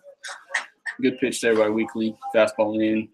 Not a bad pitch on a 0-2 count. With a 1-2 count, we'll see if Weekly brings the off speed. And he does, and Benz is able to make contact there. And that foul ball sponsored by Discovery Cove Recovery. Do you know how many pitches Weekly holds? I do not. I know he actually just learned a cutter earlier this week. So I know he's done that a few times. And there is a swing and a miss by Benz, and that's going to be another strikeout for Weekly. And Mike, that makes 8 strikeouts now for Weekly in 5 1/3 innings. Yeah, he's feeling pretty good right now. And that's half the batters. Yeah, Of this inning. it's a good changeup right there. Stupid pitch counts are going to probably keep him going further. Yeah, we just got to watch ourselves because when we go back to school, just got to stay in shape and stay healthy. Absolutely, as Chris McCready swings and misses. There's a changeup right there by Weekly. It's a good 0-0 changeup right there. Now, you said he learned a cutter. Now, as a right-hander, is that generally – obviously, you probably throw to both, but do you use that mainly against one side or the other? Um, And Weekly, an impressive grab, is going to feel that himself. Well, I mean, you mainly use that you can use it against righties and lefties. For righties, you want to start it outer half and let it run away from them. Really makes it hard for the righties to track and keeps the ball off the barrel of the bat. So, and then the lefties, you can start it middle of the plate, let it run in, get a few broken bats. That's what we like around here. That's why we love pitching the wood bats. And Weekly puts that one in for strike 1 to Cade Harris, 0 for 2 in this game. He struck out looking in the 4th inning, as he was actually the first of 2 strikeouts that led to Kevin Smallcombs, the Pilots manager, to being ejected in this game. 0-1 pitch coming up for Weekly, 2 outs, top of the 6th. Your Chinooks up 6-3. Oh, beautiful pitch. As that one's in there for strike 2. Is that a curveball? Yes, it was actually a really good curveball. Backdoored him right there to a lefty, which means started on the outer. Mainly in other batter spots, like you should throw it at a righty and just let it run back across the plate. Right there was that cutter trying to come inside with it, get a little rollover or a little dribbler back to the mound.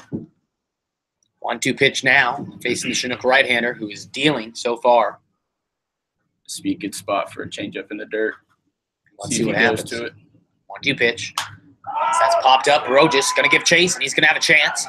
And Rojas fields that, and we're through 6. And we come back. The top of the order is up for the Chinooks as they look to improve upon this 6-3 lead. When we come back, bottom of the 6th, we'll be back with more Chinook baseball.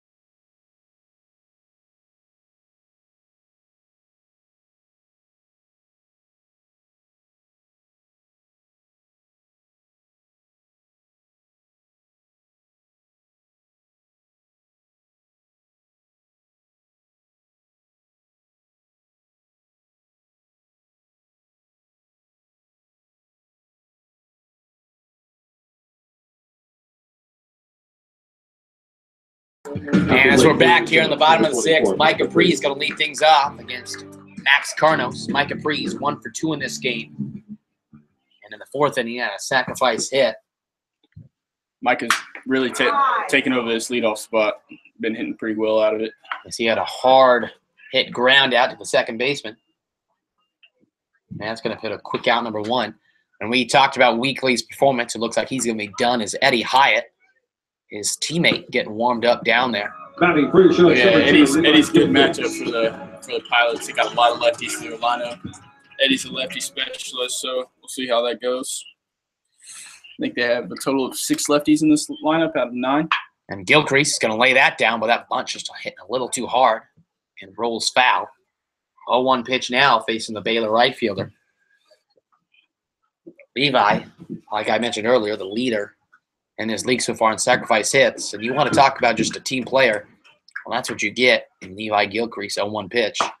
In there for strike 2, and Gilcrease down an 0-2 hole. Yeah, Levi's really a team player, like you said. Just puts himself in front of everything else, not worry about himself. Really, just trying to get some runs across the board, get some hits, get some RBIs, get himself actually some RBIs. May not show, but really means a lot when you become a team player and you sacrifice yourself, lay down some bunts, sacrifice flies and everything. Really goes a long way in this game. And Gilcrease is going to send that over to third, and from third to first, and that's going to be an errant throw. And Gilcrease not going to be able to advance. That was a hard shot, but he's going to get to first on that error by the third baseman.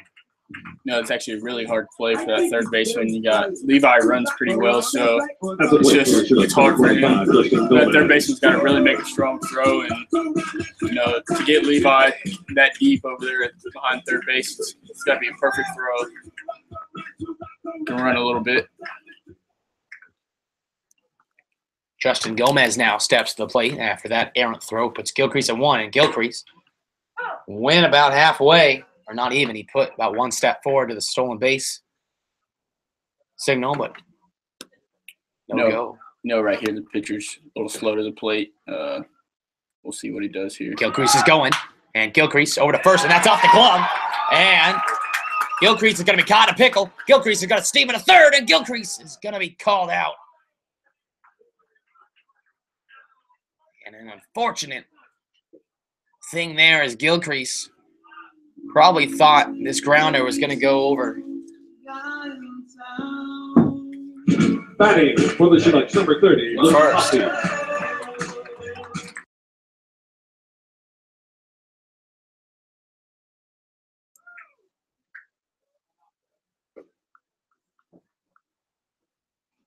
Luke Coffey now steps to the plate with 2 outs and a runner on first. And that one's in there for strike 1.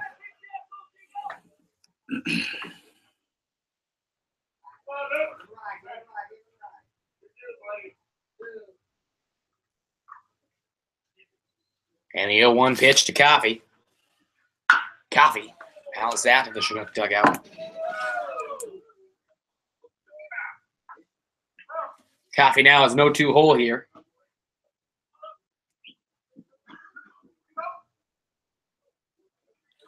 Yeah, he's been coming on real strong lately, hitting in the cleanup spot right now. You got Mitchie backing him up, which is great.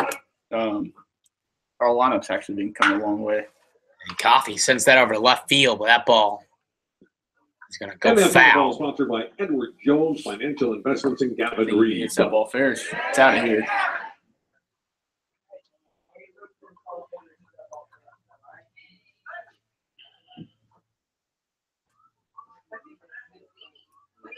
Looking at our lineup on paper, really show. Well, it doesn't show what talent we have, but I mean, come along here lately, it's going to start. So, and Coffey is going to strike out swinging, and that does it for 6. Your Chinooks up 6-3 as we head to the top half of the 7th. We'll be back with more baseball.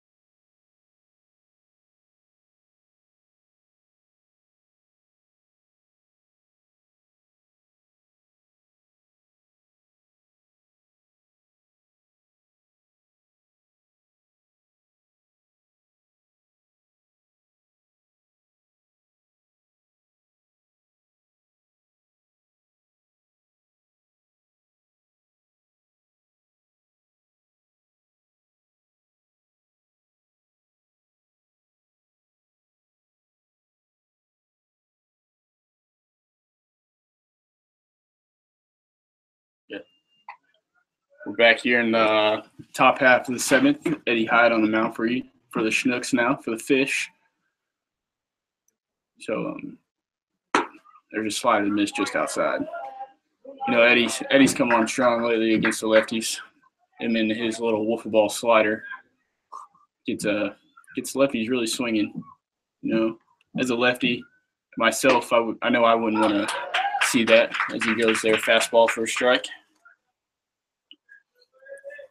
Facing Cuba Best, the Pilots' first baseman. And Hyatt has been hot and cold so far in the season, but when he is hot, he is on. His Best is just going to chip that. Hyatt's going to have to hurry, and that ball is going to travel foul. Good pitch there by Eddie. I'm sure 2-2 count here. He's going to see a slider here.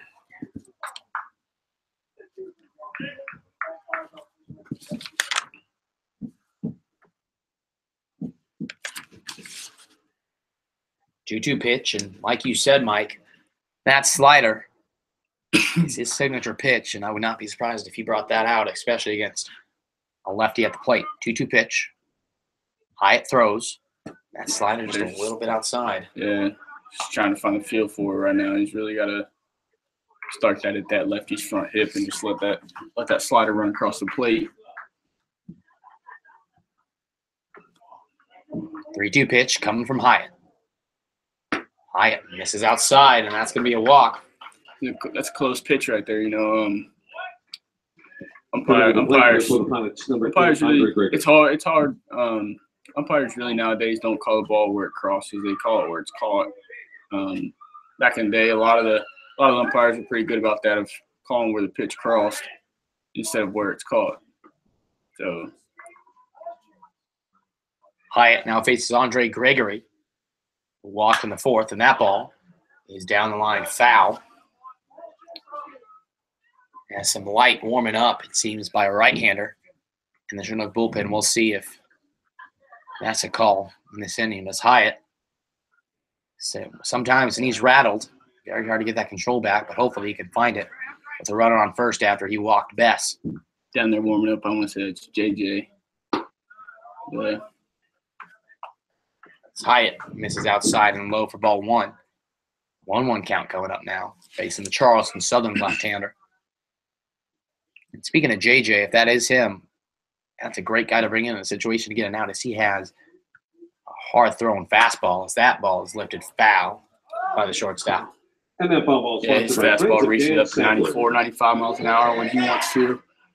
Mainly, he usually sits 90, 92. He's a great guy out of the pen, bringing in this situation.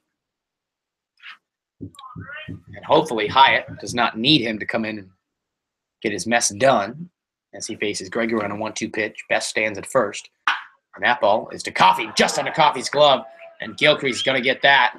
And runners on first and second now, with nobody out. And Armani Smith up at the plate. And if you're Chris Beck, the pitching coach, you might be starting to think about pulling the plug here, as Rojas goes out and just talks to his lefty. Yeah, I think Eddie, that was a good job by Eddie. He didn't do nothing wrong right there. He got the ground ball that he needed. Only inches away from getting it perfect. Yeah, just it's tough when you're a pitcher and you're out there and you're trying to get ground balls and they just squeak through holes. You know you're doing your job when you get ground balls. As Armani Smith fouls that one out of play. 0-1 pitch now, and Hyatt, has done it. He just missed. He's, really, he goes for those ground balls, and especially against righties, when he struggles, he typically goes a long way, as these sliders that he throws just hangs over the plate. It's a good pitch there, right there by him. Solid by pitch. Eddie. Call the ball nonetheless on the inside. 1-1 pitch. Runners on second and first. Nobody out. 6-3 lead here for your Chinooks. With Eddie Hyatt on the mound facing Armani Smith at the plate. 1-1 pitch.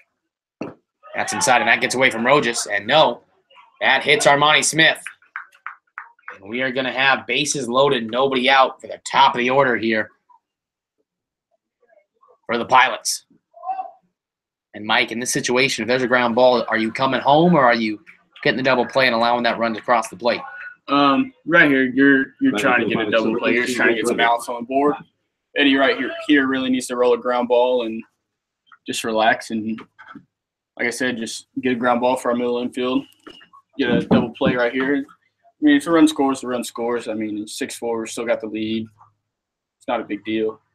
So, and I mean, it puts a man on third with 2 outs, which as a pitcher, it's having a guy on third. It's never the best situation. But as JJ gets warm, like I said, like man on third, 2 outs, all you're doing is just trying to get the guy out of the plate. It's not a big deal. I mean, if it's a power guy, you just got to pitch him smart. Don't let him get anything to get a hold of. So 6-3 lead here for the Chinooks with Will Brennan at the plate and Chris Begg out there to talk his lefty, Eddie Hyatt, through the game plan here. And like Mike said, if it was him, if there's a ground ball, he would go for 2. But a lot of Chinooks players, especially if it's hit to those corner infielders on this bases loaded situation, they're coming home. So it definitely depends on a case-by-case situation. But let's see here, Will Brennan, a left-hander, facing the left-hander on the mound, Eddie Hyatt. Hyatt looks on and throws. And Hyatt is going to go to Coffee. Coffee is going to come home, and that throw is in there. And he's going to call him safe. And John Groth quickly. And the umpires do a great job of calming things down. You know, that ball right there, I mean, he caught that ball on the plate. The runner slid into him, and that ball was right there on the transfer. That was on the transfer. He didn't drop that ball. The ball was on the transfer when he tried to catch it. Trying to throw it at home. Trying to get it back to first base for a double play.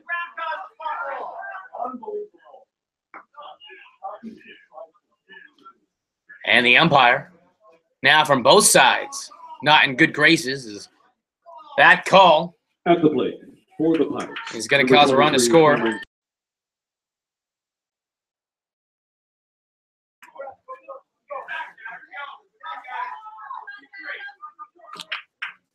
Six-4 lead, still bases loaded, nobody out, facing Cameron Thompson. And Hyatt, once again, did his job.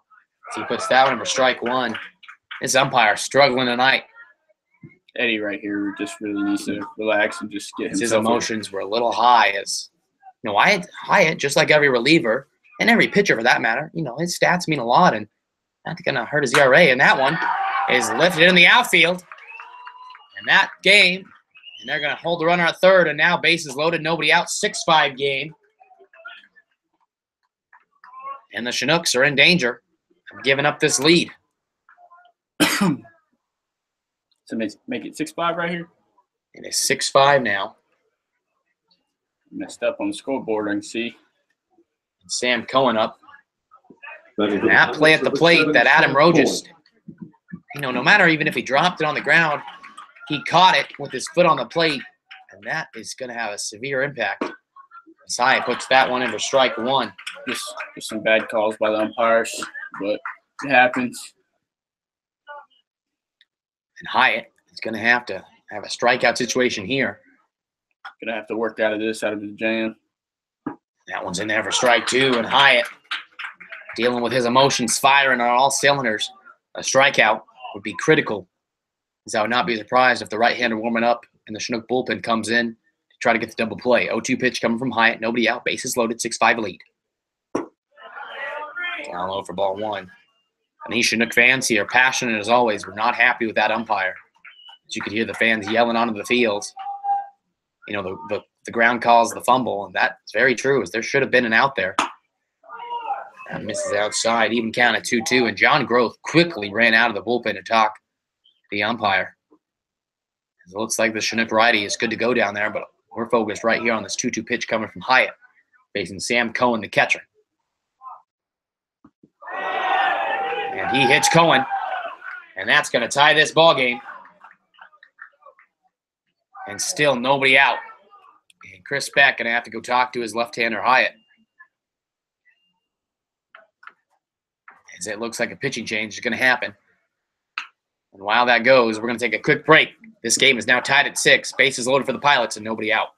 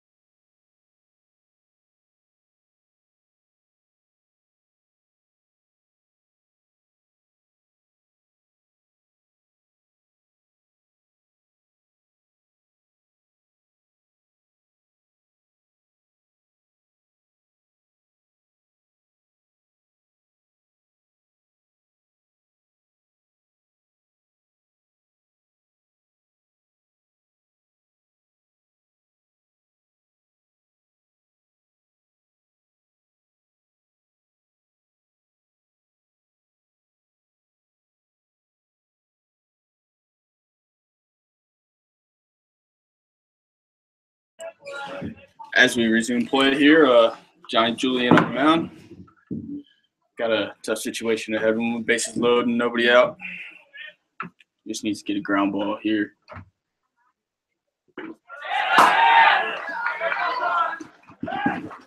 Pass ball, plates another run. As the Pilots take a 7-6 lead. After that pass ball by Julian, not the start we wanted here.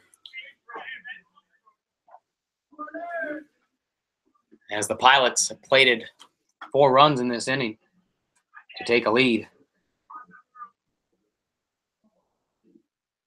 That one's in there for strike 1. And now, if you're the Chinooks, bases loaded still, nobody out. You'll be lucky to get out of this inning, only down by 1. JJ's really is focused on getting a strikeout right here, getting a ground ball to the infield.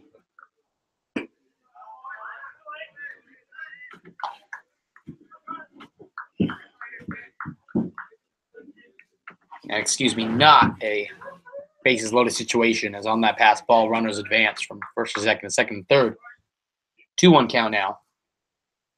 Facing Carter Benz, and Benz is going to hit that out to right, and that's going to sail foul. 2-2 count now. Facing the Pilot righty. And this has been an interesting inning so far. Hyatt came in, appeared to be well on his way, doing good, but he gave up 4 runs on 2 hits and had a walk and a hit by pitch, and that's what happens. 2-2 pitch from Julian, fouled off. And, you know, we talked about it weekly. Once again, we'll go without a decision after a brilliant performance.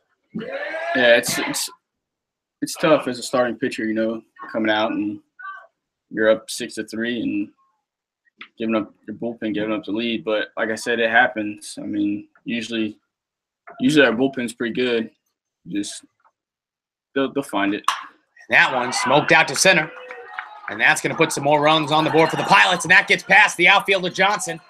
And Benz is going to come over to second. 9-6 lead now.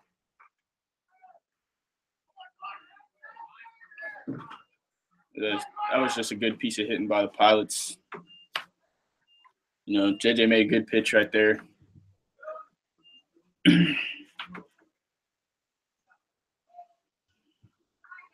Batting for the Pilots, number 2, Chris McCready.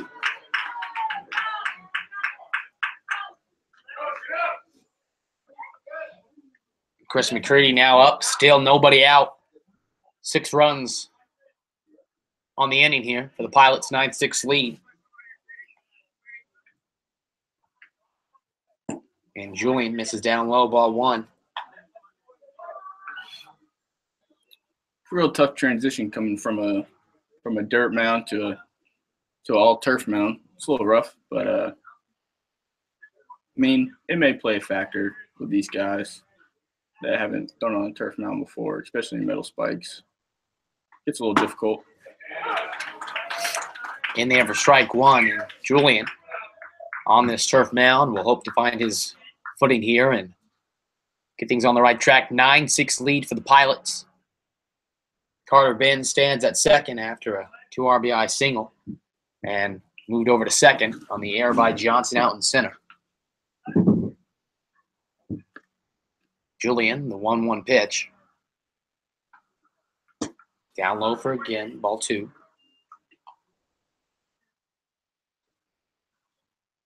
Pilots getting their bullpen up and moving. Don't know why the guy that's in there right now is going pretty well. Only 2 As balls. I can see, yeah. 2-1 pitch. Down low, ball 3, and McCready going to have a hitter's count.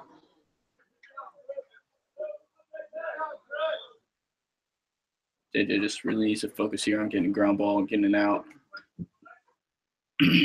Strikeout would be even better. Just needs to battle his way back into this count. And that's up high. The runners on first and second now for the Pilots.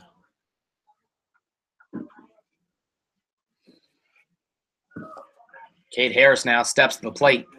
Carter Benz on second. Chris McCready at first.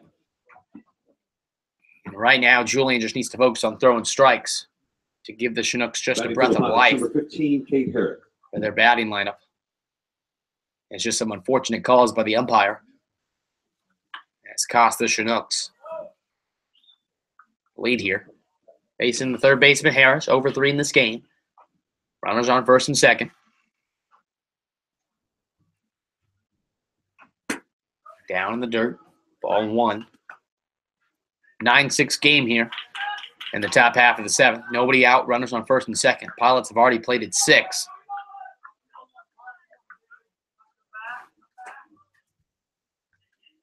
Usually don't see JJ struggling like this out of the bullpen. He's usually pretty spot on when he comes in. And Harris lays that bunt down. Foul. Even count of 1-1 now facing the Oklahoma third baseman. And like Mike was saying, some action down in the Pilots bullpen as they're going to look to keep this game where it's at now. And if and when the Chinooks can get to the bottom of this inning. And Harris lays that bunt down. Julian has to hurry. Goes over to first, and that's going to be a sacrifice for Harris. Runners advance from first and second to second and third. Cuba Best now, Batting for the Pilots, number 34, Cuba Best. who started this inning with a walk. That seems like years ago. He's up now with runners on second and third and still only 1 out. So the Pilots are definitely not done here. And Julian misses down once more to make it a 1-0 count with runners on second and third, 1 away, and a 9-6 lead for the Pilots, a 6-run inning so far and counting. I will say this 10-game stretch that we're on right now has really put a damper on our bullpen. Especially today it might with this inning. And Schmitz is going to be able to field that one. His Best flies out in foul territory to Alex Schmitz, the third baseman. 2 away now. Back-to-back outs. The Chinooks to keep this game where it's at 9-6. Andre Gregory steps to the plate. And now hopefully Julian can get Gregory out. As with the way the Chinooks lineup's going, they can easily make up 3 runs. But once it gets past that 4 threshold, that's when it becomes a little more of a tall tale. Facing Andre Gregory, who had a single and came around to score earlier in this inning. And Julian misses down low for ball 1. It was a good pitch right there. You know, as a pitcher, you really want to stay down in the zone, even if the umpire's not going to give it to you. You stay down there. If you hit your spots, keep hitting your spots down there. He'll wind up eventually giving it to you. He'll expand his zone to comfort you. So all JJ needs to do is just stay down there and keep working, get out of this inning. And while Mike was talking, Julian missed outside and low for ball 2. And hopefully he can keep hitting the spots here. 2-0 pitch coming up to Gregory. Up high for ball 3, and Julian now just struggling to find the strike zone.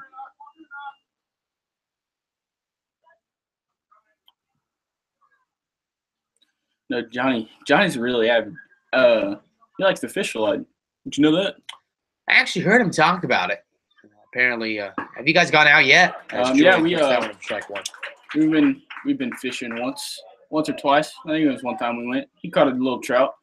It's good to just get away from the field for a little while, especially getting in a routine kind of gets monotonous. As that's a foul by Gregory to load this count full. Well, that's why those off days are so important, as we actually have one in 2 days, the 24th. Have any plans there? Actually, yeah, it's my birthday. So. Oh, well, happy early birthday. Thank you. We'll be figuring something out to do. Maybe go fishing, hang out with some of the guys. Not sure yet. As we look in, Julian misses high, and that's going to walk Gregory. Base is loaded now to Armani Smith, who he was hit by a pitch and came around to score as well. Batting for the Pilots, number 22, Armani Smith. And Julian desperately needs to get an out here to keep this lead for the Pilots at 3. Again, 9-6 lead for the Pilots on 6 runs in the top half of the 7th.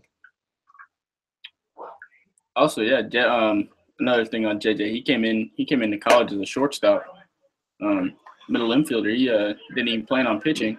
Huh. So his sophomore year, they put him on the mound and said, let him close a few games.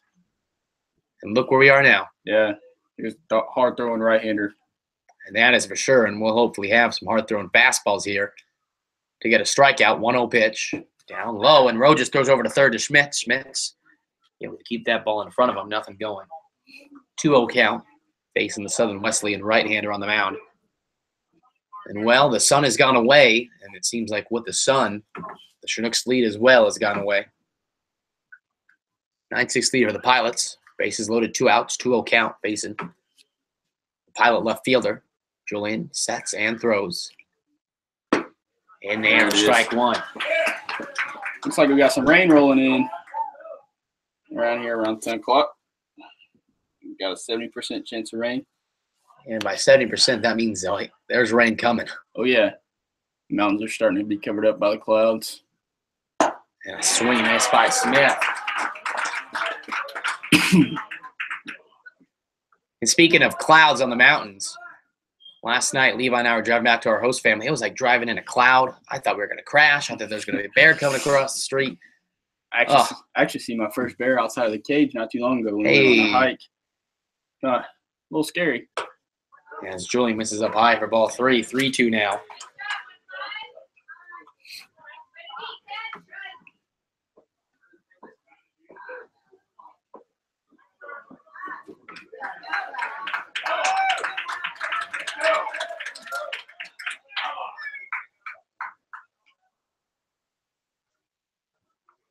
Three-two pitch coming up for Julian. Bases loaded here.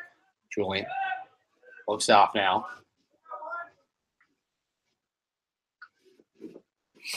3-2 count. 2 outs. Runner should be moving right here on the pitch.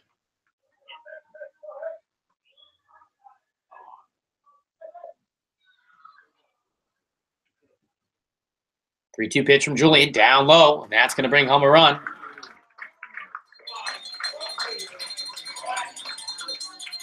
(10-6) lead now for the Pilots. Got the bullpen up and going now.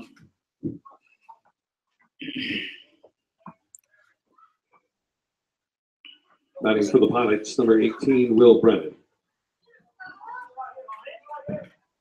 Will Brennan now, leadoff hitter.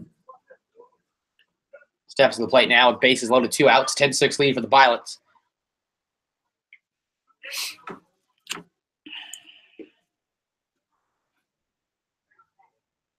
Julian looks in, 2 outs. Nice pitch, just high, according to the umpire. Umpire's getting a little rough on the plate on these calls. It was fine when we were getting the calls, but now we're not getting anything. You can't buy a call here. There's a strike. He buys a stock there for that strike. Strike number 1 now. And Mike, it seems like a long time ago, but that missed call where Roach just had his foot on the plate, that was called no out and allowed a run to score. It seems like forever ago, but that play really changed the course of this game as Roach just goes back over to third. Nothing happening there. Really just that play really just put a damper on this inning. Just got in a snowball effect and started going downhill. Just like any other sport, baseball, you can say baseball is more than anything is a game of momentum. It seems like one thing happens and you saw Hyde on the mound. It's JJ. Don't know where that missed either. I don't know where that missed either, and I typically don't get frustrated, but when you allow 7 runs in an inning, even the broadcaster tends to be ticked off by calls that aren't made. Yeah, I wouldn't even put those 7 runs on us. I mean, it's that call right there at the plate. I put about 3 of them on us, maybe, because of the walks and hit by pitches. Yeah, I mean, that call by the umpire really put a damper on And that us. final ball sponsored by the Chugiak. I mean, our pitchers are not hitting their spot. I mean, with Hyatt, I don't want to keep on, watering him down, but when you give up 6 runs, I mean, only 2 hits, and you hit a guy and you walk a guy in. That happens. But there has just been unfortunate stuff that have allowed that stuff to happen as Julian comes in. And that's going to be another walk. And, Mike, you know JJ better than anybody else on this team. What's going on in his mind? To be honest with you, he's a really quiet guy. He doesn't show a lot of emotions on the mound. He's just trying to find the strike zone right now. When he gets out in front, he does a real good job getting downhill and getting the ball across the plate. Got a lot of downhill movement, which is actually really good. Forces a lot of ground balls. Just needs to relax here. As Julian misses inside for ball 1.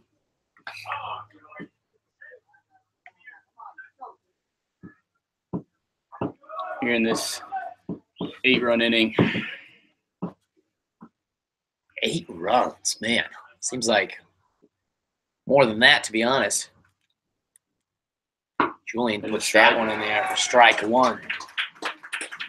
Facing Cameron Thompson, who earlier this inning singled to score an RBI, an RBI single, and then came around himself to score.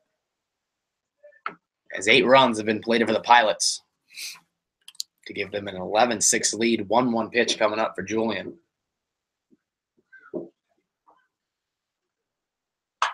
That one's fouled off. I'll be honest, I kind of have lost track of who's on the base paths right now. Me too, to be honest with you. I believe it's Will Brennan at first. That is correct. Armani Smith at second.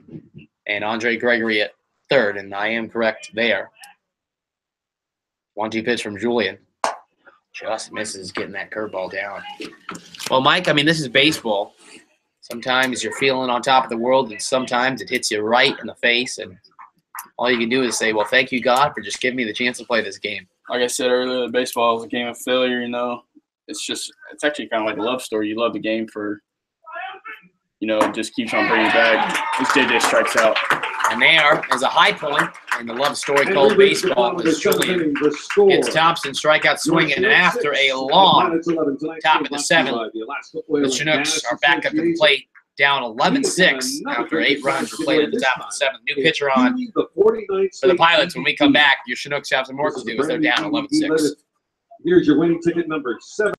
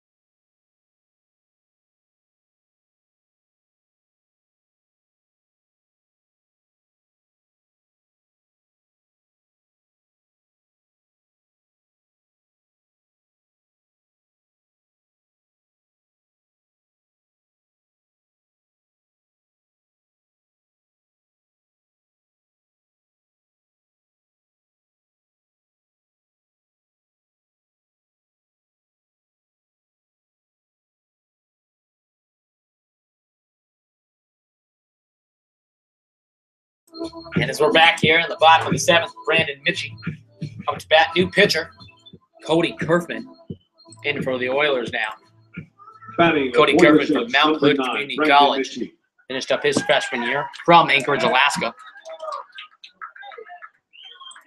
Facing Brandon Mitchie now after a long time half of the 7th with the Chinooks. And that one's outside ball 1, Mitchie.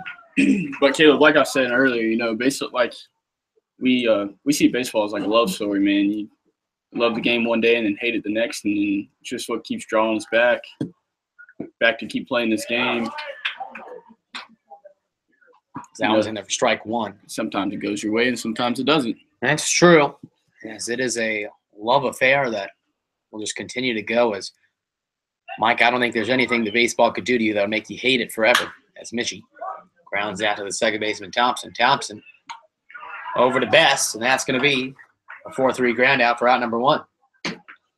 Here we just need to extend some at bats and try to get some guys on base and put some hits together.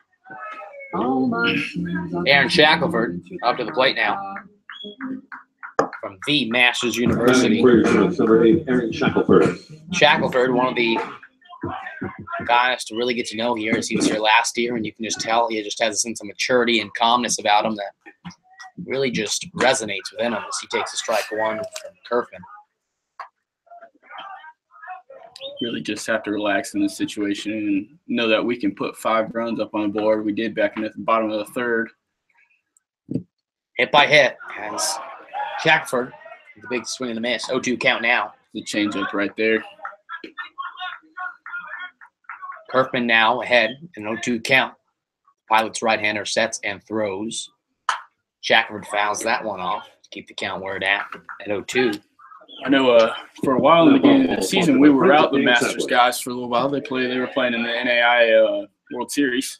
And pretty far. Yeah. Wind up finishing 4th or 5th, I think. I believe it was 4th. I believe as Shackelford takes that one down low for ball one. I believe the Masters actually, their last game, they got blown out. But the experience is worth it all. As the 1-2 pitch for Shackelford. Shackelford hits that over to Best at first. And he's going to step on first base himself. 2 outs now.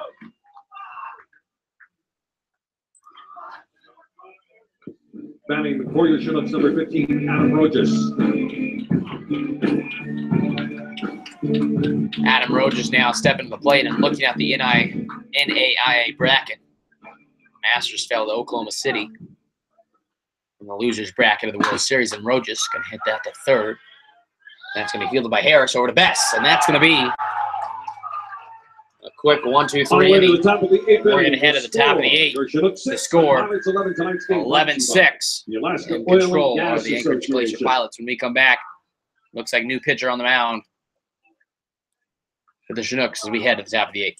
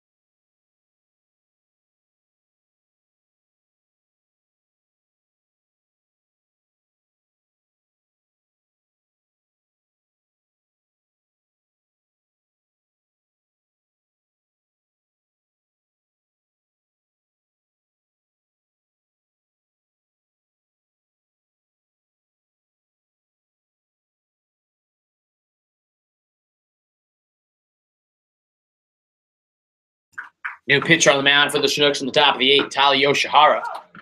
He puts that one in for strike one against Sam Cohen, the catcher. 1 for 3 in this game. was hit by the pitch in the last inning of the 7th. And the Chinooks hoping for a more calm effect as there's a good start as he's grounded out to Coffee and he steps on the plate. For out number 1 as Carter Benz, the DH, now steps to the plate. Carter Benz, 1 for 4 in this game, had a 2 RBI single in the last inning and part of that 8-run inning for the Pilots and came across himself to score. And if you're Yoshihara, after witnessing in the bullpen that 8-run inning, you're just trying to find your spots here as he lets that pitch just a tad high for ball 1.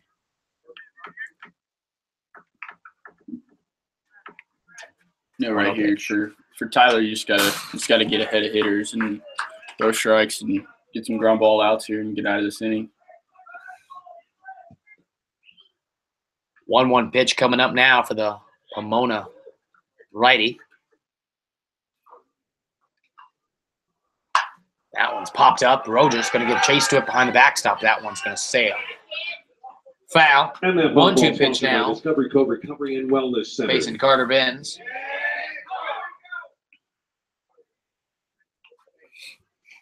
1-2 pitch from Yoshihara. Yoshihara on the quieter side. Yes, very quiet kid. Keeps to himself. Well, in fairness, anybody can be seen quiet when you come on guys like yourself and Eddie and Weekly. He's a good kid. He once you get to know him, he'll open up a little bit, start talking to him a little bit. So as Benz flies out to Gilcrease and right, Yoshihara definitely, just a good heart for him and has no bad bone in his body, it seems like, as he faces Chris McCready now. Caleb, most of the guys on this team have girlfriends. Can you only believe 2 of them are coming up? Only 2 of them are coming up. Yeah. And, well, I guess no more guys really want to take on that challenge. Yeah. There's a long foul ball by McCready. Mike, you yourself got a girlfriend? I do not. Man, that's got to change. We got to focus on baseball and school. Yeah. I don't have time for girls. Maybe once you get a check or 2, then you'll start focusing on it. 0-1 pitch coming up now for McCready. Got to have some time for myself. Do a lot of hunting back home. Well, you've had, 20 years to yourself? As Yoshihara puts that one in for strike 2. But, yeah, like Mike was saying, we love for family members to come up here. Only 2 girlfriends are coming up, but, maybe that's for the good as we need to focus on baseball here, and Yoshihara throws that in the dirt, ball 1.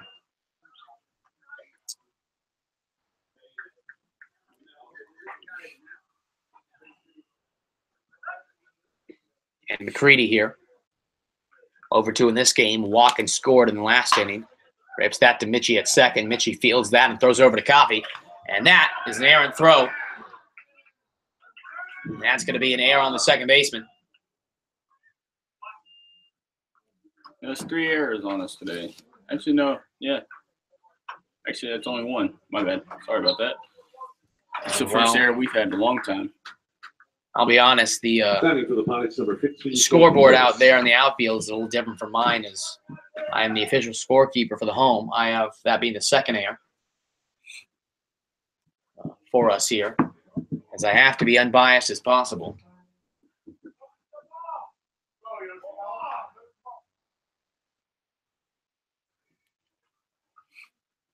Now Kate Harris up with a runner on first and 2 outs. Yoshihara looks in to the Oklahoma third baseman. That one's lifted up and going to sail foul over the fence here. And that foul ball sponsored by Friends of Dan Sadler. This Pilots lineup, like I said earlier, is loaded with lefties. You really don't see that much. You don't see a lot of lefties in the lineup. Because we've seen about 1 or 2 or sometimes even 3. I mean, even for us, we have a couple lefties, Prees, Gomez, Mitchie, Shackelford, but outside of that, not too many as Yoshihara finds the strike zone there for strike 2. McCready stands at first after getting on due to an error by the second baseman, Brandon Mitchie. And Harris faces an 0-2 count here. 2 away, top of the 8. 11-6 is the score in favor of the Pilots. Inside. And Yoshihara is going to ring them up. And we're going to head to the bottom of the 8th. Your Chinooks down 5, 11-6 as we go to the Chinook plate. And they come back 11-6 to score here.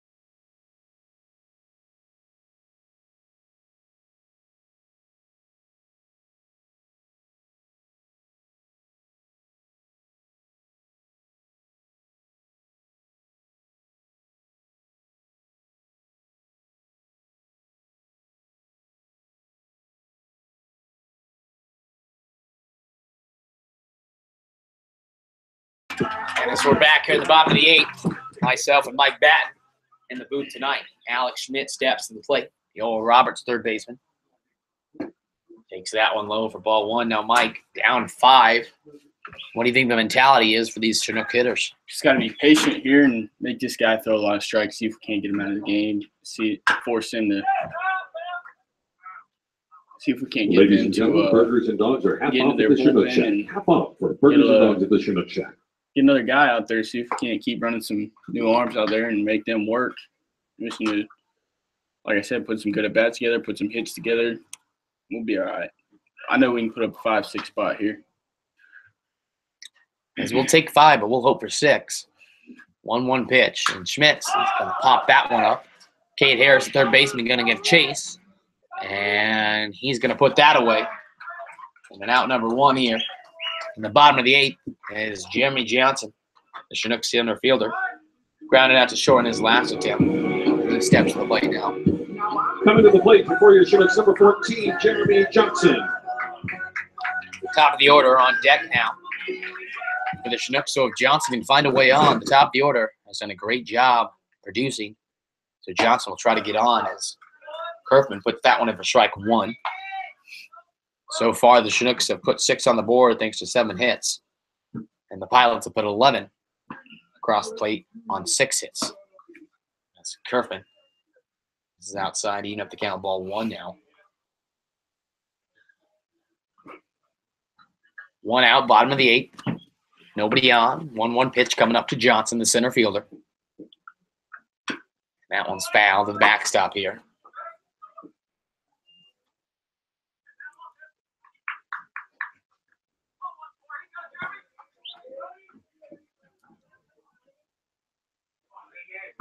One-two pitch from Kerfman. Johnson laces that to left field, and that has a chance, and that ball is off the wall, and Johnson is going to come in a second, and he's going to be held there. And there's a way to get things started as Johnson rips that to the left field wall. And Mike Capri is going to step on, and every hit matters here. At the plate for your Like I Chinooks, said, number if 24, Johnson Mike can somehow Capri. find a way on this top of the order, it's the best chance to produce some runs here. You know, Caleb, I know you're a broadcaster. You get to watch us play a lot. You feel that we play better at home, or you feel we play better away? Because I know here in the early part of July, we got a 6-game homestand coming up here again. So You know, if I were to say it, I would definitely say we played better at home. When we were up in Anchorage, it's a little harder to be blowing some saves up there. Just watching, I think the home crowd really just, you know, there's a lot of hecklers sometimes also at Matsu and at Anchorage, and we haven't got up to Peninsula yet, but I love watching us at home, and I love it too, taking score and just watching this view. So that's what I would say. But if you're a pitcher, you haven't pitched at home yet. I have not. I've only pitched actually, both my starts have been against Matsu. You've done well against them as well. Actually, my first start was against the Pilots, but we they forfeited because they had 2 illegal pitchers on their roster. Some people. Mm-mm-mm. Legal pitchers. Sprinkler delay. Manager throwing balls on the field. Yeah, Matsu's not a bad part to throw at. I can tell you that. Don't tell the infielders that. I like throwing off Matsu's mound. Just gives you a homey feeling because you get the clay instead of the turf. 2-0 pitch coming to Preece. Preece takes that one inside for strike one. Now, do you pitch at clay at Southern Wesleyan? Yes, we do. Actually, every mound that we pitch on in the conference is a clay mound. So, what do you feel in terms? I mean, is there a huge difference between clay and turf? Not really. I mean, it just takes time to get used to. Like if you're not used to it, it's just not comfortable the first time you step out there. It takes you a few times to get used to it. As Preece now faces a 2-2 count, Levi Gilcrease stands on deck. Jeremy Johnson at second after a stand-up double. 11-6 is the lead here in the bottom of the 8th. Chinooks trying to make a dent here in this 5-run deficit. 2-2 pitch. Johnson's running, and Preece gets some wood there. And that foul ball sponsored by foul. Jones Financial We'll Investments. do it all over again as Johnson goes back to second. Actually, we're back at Matsu on Sunday. Supposed to be throwing that game, but not too sure how that's going to work yet. Well, I've heard from Chris, we have an off day before and off day after that, they might move you to make, that's 3 times the lineup will be seeing you. Yeah, I mean 2 times isn't too bad. I feel like I kept him off balance pretty well yesterday. As Preece is going to send that to center. And Johnson's going to be held up at third, and John Groth going to calm down the aggressiveness, as I think that's a smart play. As every base runner counts here. Runners on the corners now.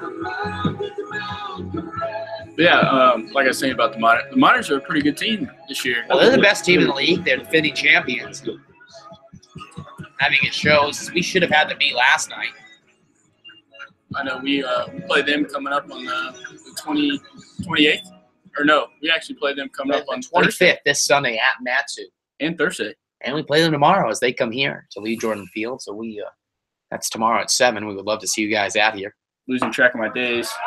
Every day seems to go by faster. This light's throwing me off around here. There's no darkness. Hello, darkness, my old friend, is what I'm going to be saying. When I get home. That's true. Sound of Silence, a beautiful song. 0-1 pitch coming up for Kerfman. Gilcrease fouls that to the backstop. Now, you were telling me you're a huge country guy. That seems to be the batting choice. Or batting practice selection, I've heard. Yes, the BP choice of music is country music. 0-2 pitch coming up now to Gilcrease. Runners on the corners with 1 away, bottom of the 8th. And Gilcrease is going to hit that up, but that's going to sail foul. And that foul ball sponsored by Friends of Dan Sadler. No, I feel like we have one of the best pitching staffs in the league this year. That's what some of the returners like Shaq and Rob have actually been saying, is that this year's pitching staff is actually really good compared to past years. Well, I would have to agree so far, as it is as Kerfman misses down low. There's really, between you and Weekly and Rob and Noah Jones and Daniel Sweeney, pretty formidable pitching staff. 1-2 pitch coming up to Gilcrease, and Gilcrease is going to hit that out to right field, and we'll see if Johnson's going to put on the trigger. And here comes Johnson, the throw home, and Preece thought about it, and Johnson is going to retreat back to third after McCready. Not deep enough right there. There'd been another sack fly on Levi's regimen. Batting the 4-year Chinooks number 25. Justin Gomez now, who's 3 for 3 in this game with 3 singles and a walk. So he's been seeing the ball very well in this game. Seeing if he can put some damage on against this pilot pitcher, Cody Kerfman. Jeremy Johnson at third, Mike Capriz at first, and Justin Gomez up to the bat. That ball misses down low for ball 1 to Sam Cohen, the catcher. And no bullpen work for either team, so it looks like Yoshihara will be coming back out on the top of the ninth.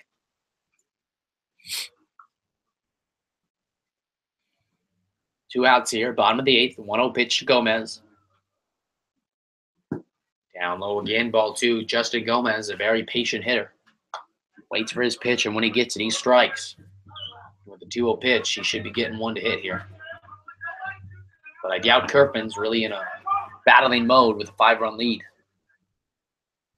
That's in there for strike one. Yeah, I have a feeling we should make playoffs this year. I mean, I know last year the Chinooks didn't make playoffs, but I feel this year we'll be in that playoff hunt. Well, right now 6-5, and if this lead holds, fall to 6-6. Or excuse me, we're 6-6 now, and we'll fall to 6-7. Is another strike in there to Gomez. And with the way the Oilers are playing, who are in last place, will not put it past us to make a run at the title here this season. This if we lose here, if the score stays the same, I think we actually become tied with the Pilots for third and fourth place, or third place, should I say? And I think the Oilers are 2-9 right now. 3-2 pitch coming up, and yeah, the Oilers are 3-10 actually. 3-10. Pilots are 5-6, and we are an even 500. 6-6 as Gomez rips that down the right field line foul. That'll put the Pilot, if the score stays the same, puts the Pilot 6-6, and puts us 6-7. So that'll put them ahead of us. And the Bucks are actually beating the Miners in the top of the ninth, 4-0. So really, it seems like all four of these teams, apart from the Oilers, are pretty even as Gomez fouls at the backstop. And that's what you love to see in this kind of league, is just even competition all across the board. Yeah, I mean, the Bucks are a solid all-around team. They got some good bats, some good arms. I feel like this league is actually, people say this league is one of the top leagues in the nation. In terms of college ball, it is. So apart from the Cape Cod, you can really make the case it's the second best in the nation. 3-2 pitch coming up for Kerfman to Gomez. And that one misses for a ball, and that's going to load the bases here for Luke Coffey, who steps to the plate. 1 for 3 in this game. Batting for the Chinooks, number 30, Luke Coffey.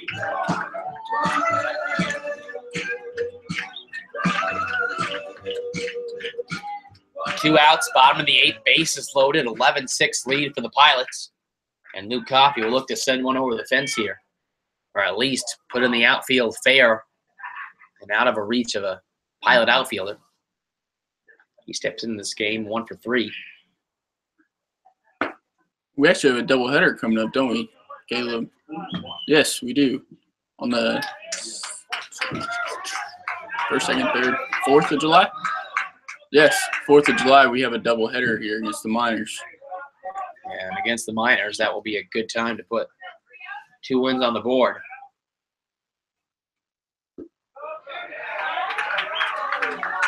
As that ball's down for low 2-0. Now, Mike, if you're pitching a doubleheader, would you rather pitch the first or the second game? Really doesn't bother me. Usually I'll throw anywhere they need me.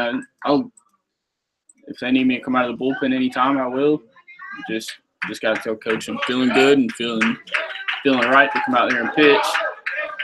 I threw quite a bit this year in the spring, but it's not a big deal. That's outside for ball 3, and Coffey going to have a 3-0 count. And Kerfman in danger of walking in a run, and the Chinooks with 2 outs, not out of this game yet.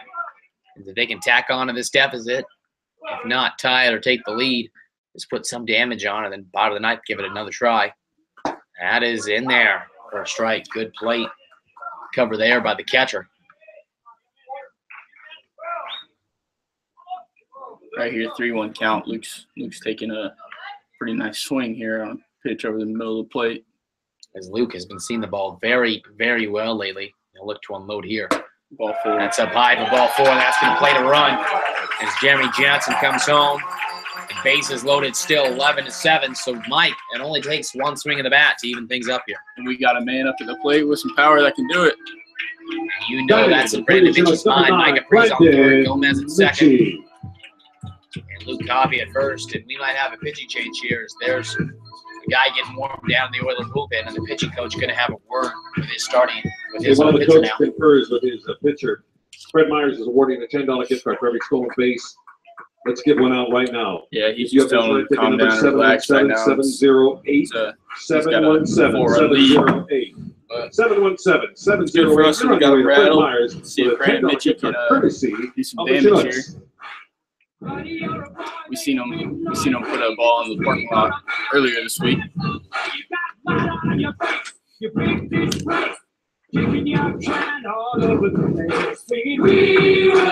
As we will have a pitching change. That's true, and we're going to take a short break here. Bases loaded, 11-7 lead for the Pilots. The Chinooks not out of this one quite yet. When we come back, new pitcher on for the Pilots. 11-7 to score, bases loaded.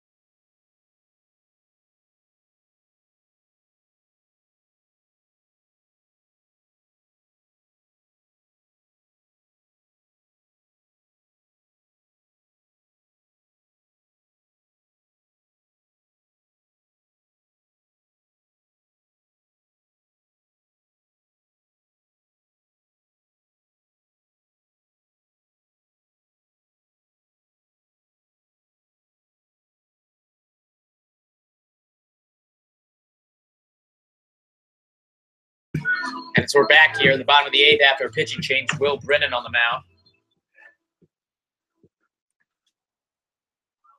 Looks like Blair took over center field for them. Big swing and a miss right there by Mitchie. And you know where he was aiming for that one to go. Yeah, trying to tie this ball game up. One swing of the bat. A one pitch to Mitchie, and right now we just need to single into the outfield to chip away at this lead. Really one just pitch. needs to relax right here. And another big swing and a miss by Mitchie. 0-2 hole now. And he just needs to calm down and focus on the matter at hand, and that is just getting the ball in play. 0-2 pitch, 2 outs, 11-7 lead, a 4-run deficit for the Chinooks. No 2 pitch coming to Mitchie. Bases loaded here, the bottom of the 8th. Mitchie's going to send that up, and that is going to drop in the bullpen as that just gets away from the Pilot left fielder, Armani Smith. Mitchie gets another life here. Right here, you're probably, in my opinion, you're sitting breaking ball. But, I mean, as a hitter, you really never know. And we'll see what Brennan does out there on the mound. 0-2 pitch, 2 outs, bottom of the 8th, bases loaded once more. And there's that breaking ball right there. Breaking ball. Missed up with it.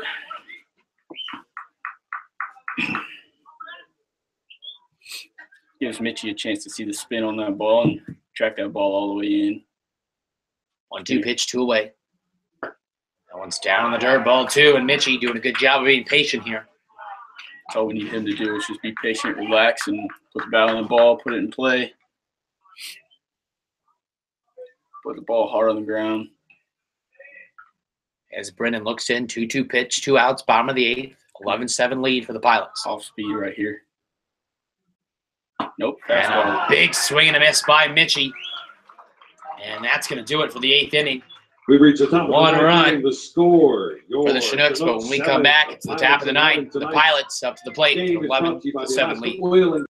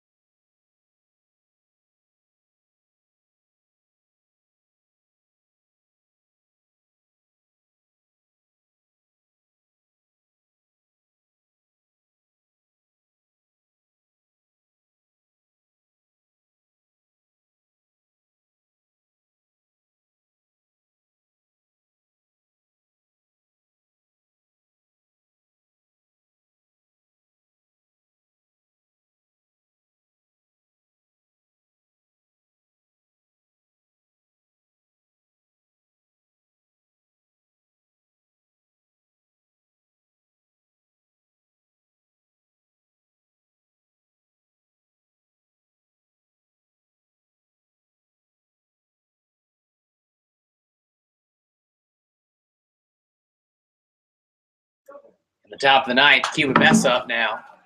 Fouls that one out of play. Kyle Yoshihara, NFL ball sponsored by Chinook right-hander, back on the mound once more. 0 for 2 in this game is Bess with 2 walks as well. Struck out once in the fourth. Curveball misses up. They cannot put that curveball down. Just got to finish out front right there. Get really out front. Get extension. Now, Mike, when you're throwing, is there ever a chance when you just are like, you know what, this pitch just is not hitting the plates? Yeah, actually, yesterday in the first inning, I was having trouble looking at my curveball, and just after that, I got out of that first inning with just my fastball is really a changeup. But yeah, I mean, you just gotta go back in the dugout and not worry about it and just keep throwing it. It'll eventually show up. 2-2 pitches, Yoshihara misses in the dirt for ball 2. Andre Gregory on deck. The Pilot shortstop, Yoshihara. Lines and throws, and there's a rip to second. Michie not able to control that, and there's a single. For the Pilot first baseman, Andre Gregory now stepping to the plate. 2 for 2 in this game, as well as 2 walks, 2 singles in the 3rd and 7th inning. Batting for the Pilots, number 8, Andre Gregory. Base runner on now. As Andre Gregory steps to the plate, hit .318 so far in the season. That ball is going to be sailed out of play for ball 1. NFL ball sponsored by the Chinook Shack.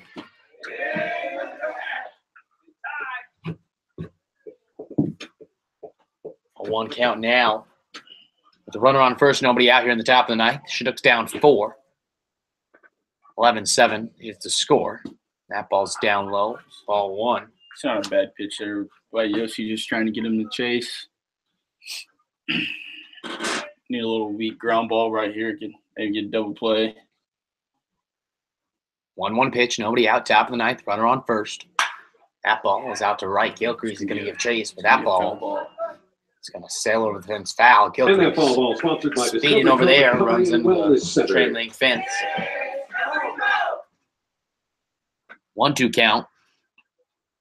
Now, facing the Pilot shortstop. Cuba Best stands at first after single to right field. Yoshihara looks over at first and throws the 1-2 pitch. Up high, ball 2. This is up and in. I mean, it's not a bad pitch, but it's not a quality pitch. It's actually could set up a curveball right here. 2-2 pitch, nobody out, top of the ninth. We'll look to see if any off-speed's coming from Yoshihara or if he attacks him straight with a fastball. Looks over once again to first, and the pitch to Gregory. And there's that curveball right there. In there for strike 3. And Mike, you called it. A good curveball there by Yoshihara. That was long away. It's Armani Smith, the 9-hole hitter. Stepping to the plate. You know, in that situation right there, that fastball up and in, it really gets that hitter's eyes wide and really doesn't really pick up the spin on that ball. Just trying to get out of the way, come back with a curveball. Hitter really doesn't expect it. I mean, some hitters will.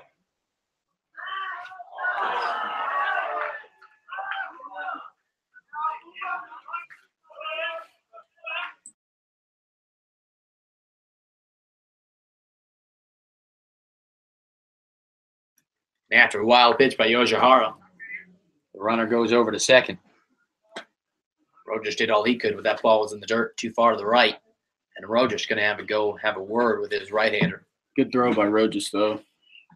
Just a tad to the left, and Mitchie actually was not able to catch it. So he was bringing his glove to the batter. Slide it in before he had firm control. 1-0 count now, facing the left fielder. Runner on second, 1 away. Up high again, ball 2. Really just needs to get out front right here and concentrate on throwing strikes and just getting ground balls, getting guys out. I used to have an old coach who used to say count ground balls, not strikeouts. And Yoshihara will take anything right now as he puts that one in there for strike 1. You know, Caleb, the more ground balls you throw, the less pitches you throw. Unless it's a 10-pitch battle. Exactly. I feel like I had one of those last night in the first inning. You did. Well, one thing we talked about in last night's broadcast is your ability to bounce back. And, you know, after giving up some 2-0 counts and in some cases 3-0 counts, your ability to work from behind and get the out anyway. You know, it's one thing I came here to work on was actually cut down my walks. I had quite a few walks this season during the springtime. I think I had 34 walks in 75 innings. So, yeah, it's quite a bit. Just trying to cut those down, cut those in half, preferably. Yoshihara now a full count to Smith with the runner on second. And that one's hit over to Schmitz at third. And a foul ball called there. And Yoshihara will have his 30th pitch of his night coming up on the next one to Smith. As the pitcher, Will Brennan, is on deck. And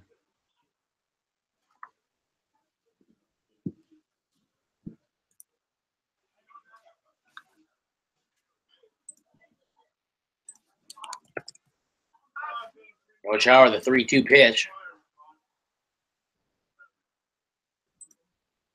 That one's right up the middle into center. And a run is going to come across for the Pilots. Yes, Cuba Best scores from second. 12-7 is the lead now.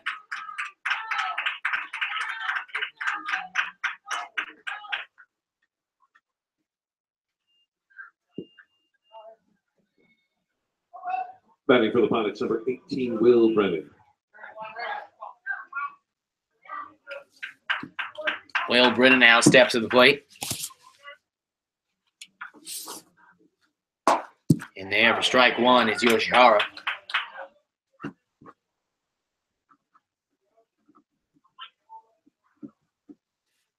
A 1 pitch now to the pitcher. Swing and a miss. 0-2 right down. there. It's a good changeup down in the zone.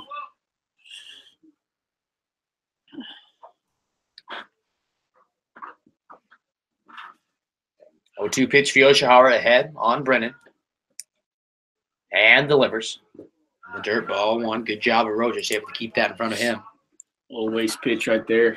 Come back right here with a hard fastball away or fastball in. Be a good pitch. You know, guys, you know, growing up, everybody's like, oh, you get ahead in the count and want to throw breaking balls. It's actually the best pitch in baseball when you have no 2 counts of fastball off the plate. Just trying to get the guys to chase. I mean, they're not expecting it. They're sitting off speed. That's just got to think what the hitter's not, basically. As Brennan hits that to Mitchie, the second baseman, the throw back over to first. Not in time. And there's a line out to the second baseman, Mitchie. Cameron Thompson now, the second baseman, steps to the plate. Batting for the Pilots, number 23, Cameron Thompson. You know, in this league, we got a lot of guys from big D1 universities, actually. Guys that made runs in playoffs, and we had two guys on our two guys from D1s that both teams actually made runs in regionals. Baylor and Auburn. Yep, and then like I said earlier, you had the Masters for the NAIA World Series. We are proud of those guys, and we love to have them up, but also disappointed to see their season ends. But like I said, we're glad to see him, and that's a stroke to right as Brennan was running. He's going to go all the way to third, and Gilcrease loses control of that, and Brennan is going to come all the way from first to score. Excuse me, that was Armani Smith.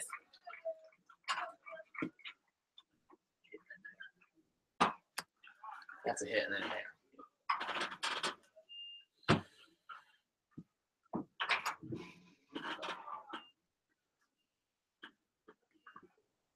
Batting for the Pilots, number 7, Sam Cohen. Sam Cohen up to bat now with 2 away.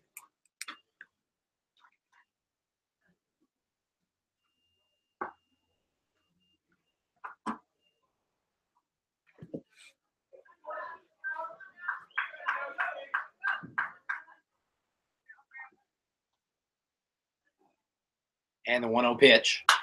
That one's skied up. And called by Schmitz at third. And Schmitz puts that away. And that's going to be out number 3. And when we head to the bottom of the ninth, your Chinooks down 13-7.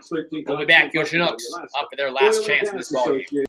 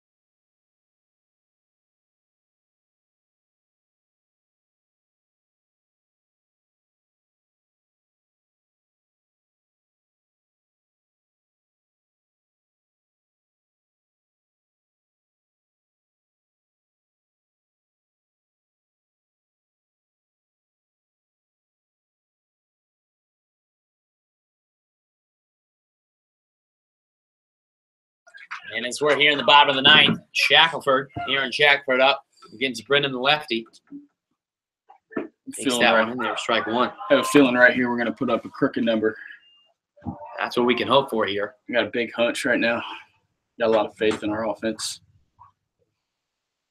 Get back in the third. Fastball misses just outside.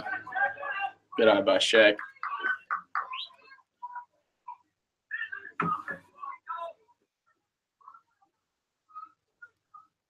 And the 1-1 pitch to Shackelford. Shackelford puts that out to right to McCready, and that ball is going to drop. And there is a leadoff single. That's what we need right there to get it started. Adam Rojas now steps to the plate. At the plate for your Chinooks, number 15, Adam Rojas.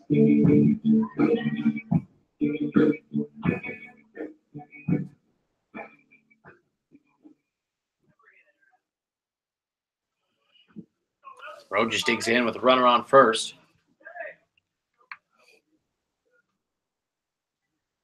And that one is in there for strike 1.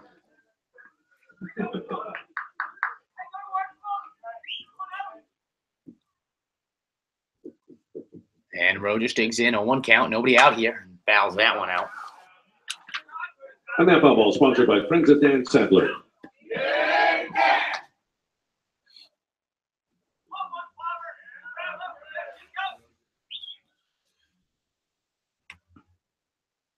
And the 0-2 pitch coming up to Rojas.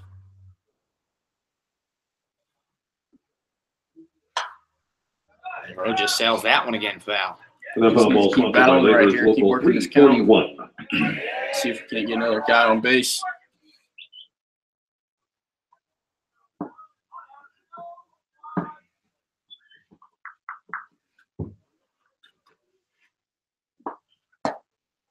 Up high for ball 1.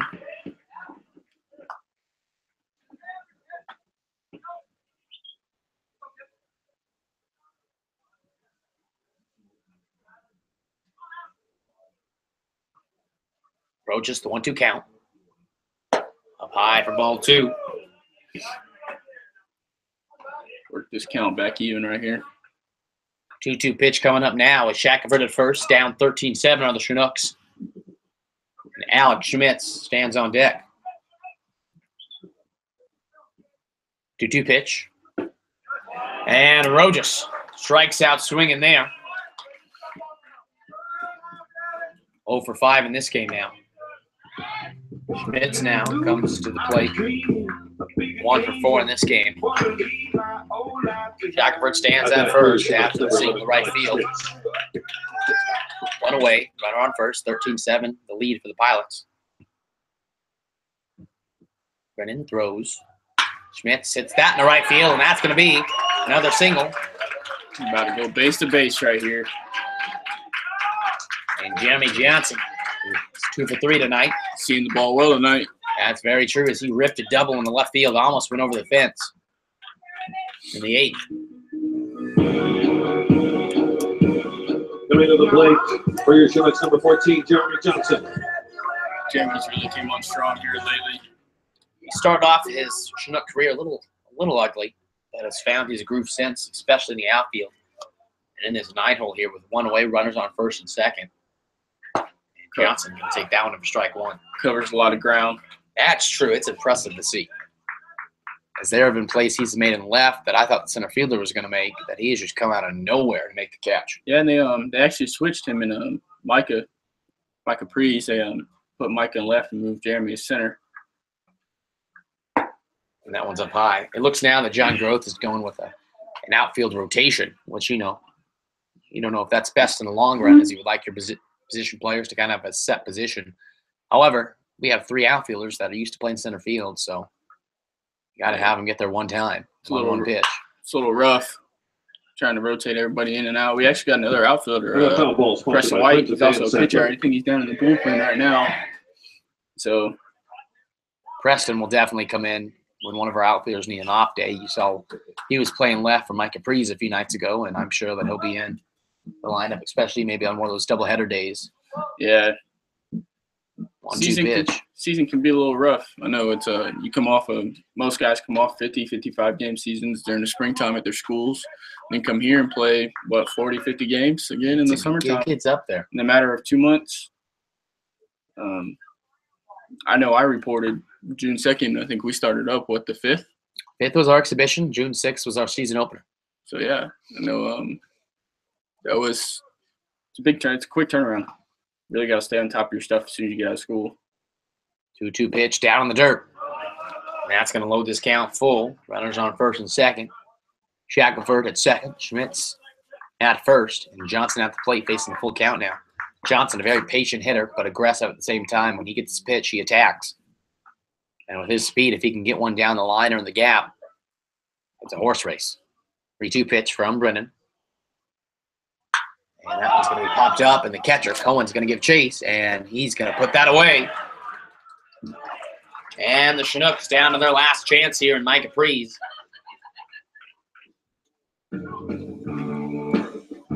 Coming to the plate for the Chinooks. Mike Capriz, 2 for 4 in this game with 2 singles and an RBI, and has come around to score. 3rd inning.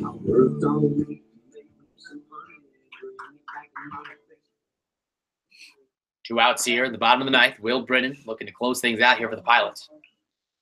Up high, ball 1. And we have hit the 3-hour threshold, 10-11 here. Chugiak, Alaska. It's a long game. It's a very long game. Shortest game of the year was just about 2 hours, 5 minutes. This game has beat that by an hour as Preece fouls that one for the backstop for ball 1.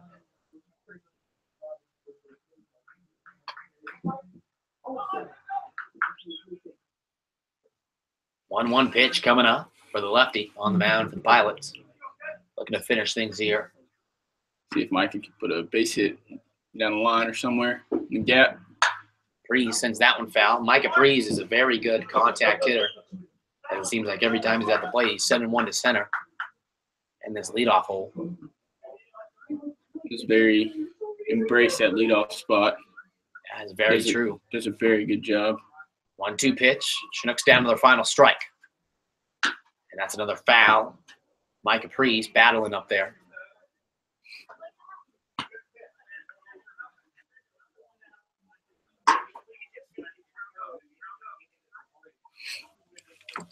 Mike is probably going to see a breaking ball right here from this lefty. 1-2 pitch, 2 away. And another battle going on here for Preece. Stayed firm with the fastball away. Gavin Reed. Now you're going to see a curveball. Gut feeling you're going to see a curveball right here. And so far, Mike, your gut has been correct on most things. Let's see if it's correct here. 1-2 pitch, 2 away. 13-7 lead for the Pilots. Runners on first and second. And the pitch. And Preece is going to send that one up the middle. And here comes Shackelford from second. And that's going to be an RBI single for Micah Preece. And the Chinooks are not done yet. It is a 13-8 deficit now as Levi Gilcrease steps to the plate to try to keep things going here on a 2-out rally. It's a good piece of hitting right there. At the plate, for looks like they went change up right there. Gilcrease. Michael just got out in front of it before the pitch broke. Good piece of hitting. 2 away, bottom of the ninth. 13-8 lead for the Pilots. 1 run just came across the score. Schmidt's at second, Preece at first. Up high for ball 1. Still got some fight left in us. That's what I like to see. That's all you like to ask for here is whether or not the comeback is successful or not. Just not lying down. There's another ball up. Levi really in the driver's seat right here. And Levi has not been able to really show off his pop, but when he connects on one, he can drive it. Let's see what he can do here. 2-0 pitch. That one's laced to right. Base hit right there. And Schmitz is going to be held up at third. And base is loaded now for Justin Gomez. 3 for 3 in this game and 2 walks. So this is the guy you want up at the plate. He's really feeling it. Really seeing the ball well right now. Actually been seeing the ball well since the start of the season. That's very true. Pitching coach coming out here to talk.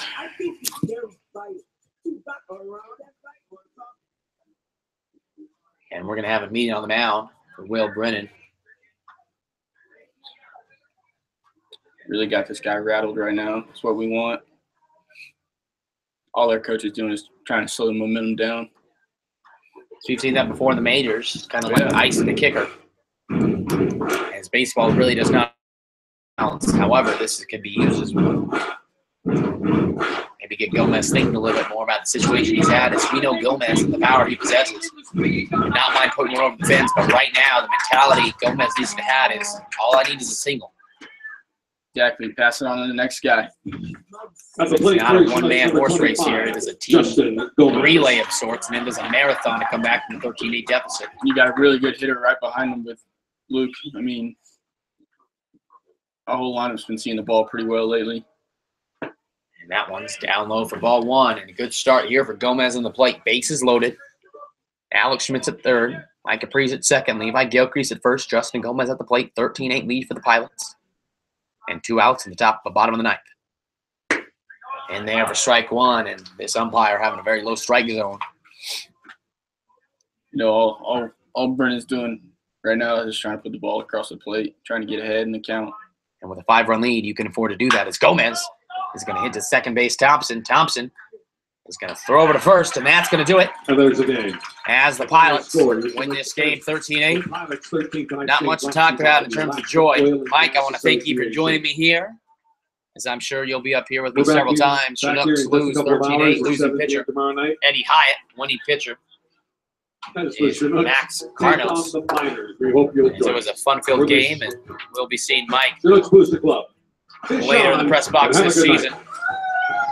We're going to take a very quick 30-second break. When we come back, we're going to have a short post-game breaking things down.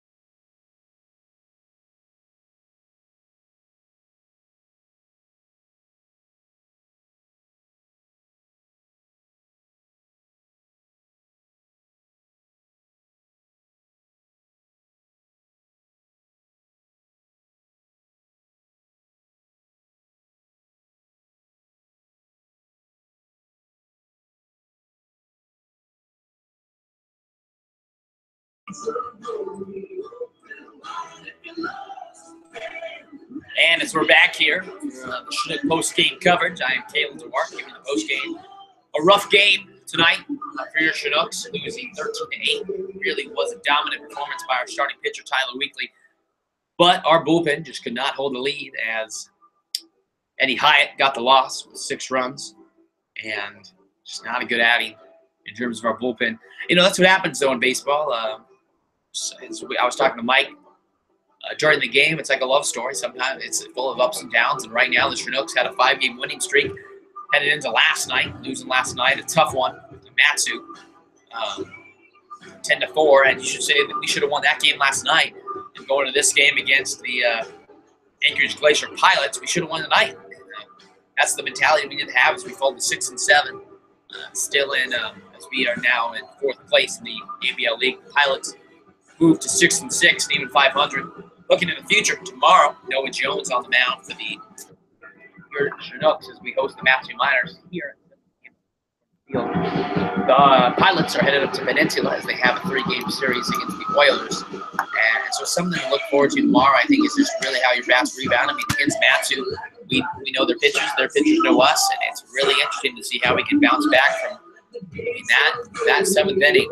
We gave up 8 runs. It's going to really, and it should really make our players think about, you know, why do we keep on giving up these big leads? And that's back-to-back games with leads blown and really big innings. And as baseball players, they got to figure out what's going wrong here. The bullpen's got to look themselves in the eye and say, you know, what can go on. A big game in terms of events. Kevin Smallcomb, the English Glacier Pilots manager, was thrown out after, you know, to put it bluntly, was unhappy with the call. And you know, was the strike zone a little out of place? Yeah, sure, but you know, I would guess he's a 50-year-old man. To act like a child is a little out of question. But maybe he needs to come in one of our discipleships. And maybe he won't be throwing balls on the field anymore. But that's all that. And not the best, I would say, but a healthy season in terms of that. Looking towards tomorrow, like I said, we host the Matsu Miners, hoping to put ourselves on the right track to victory. But other than that, I mean, Justin Gomez had a great game, and we put 8 runs on the board, but we give up 8 runs in 1 inning. It's hard to win. Ultimately, we do fall to the Pilots, 13-8. We don't see these guys until it's a while. July 5th is the next time we see the Pilots, so it gives ourselves just a little put this in the rearview mirror and attack them when we see them next. But that's going to do it for me. I'm Caleb DeWart, voice of the Chinooks. I'll see you tomorrow night at 7 p.m., same time and same place. God bless and have a great night.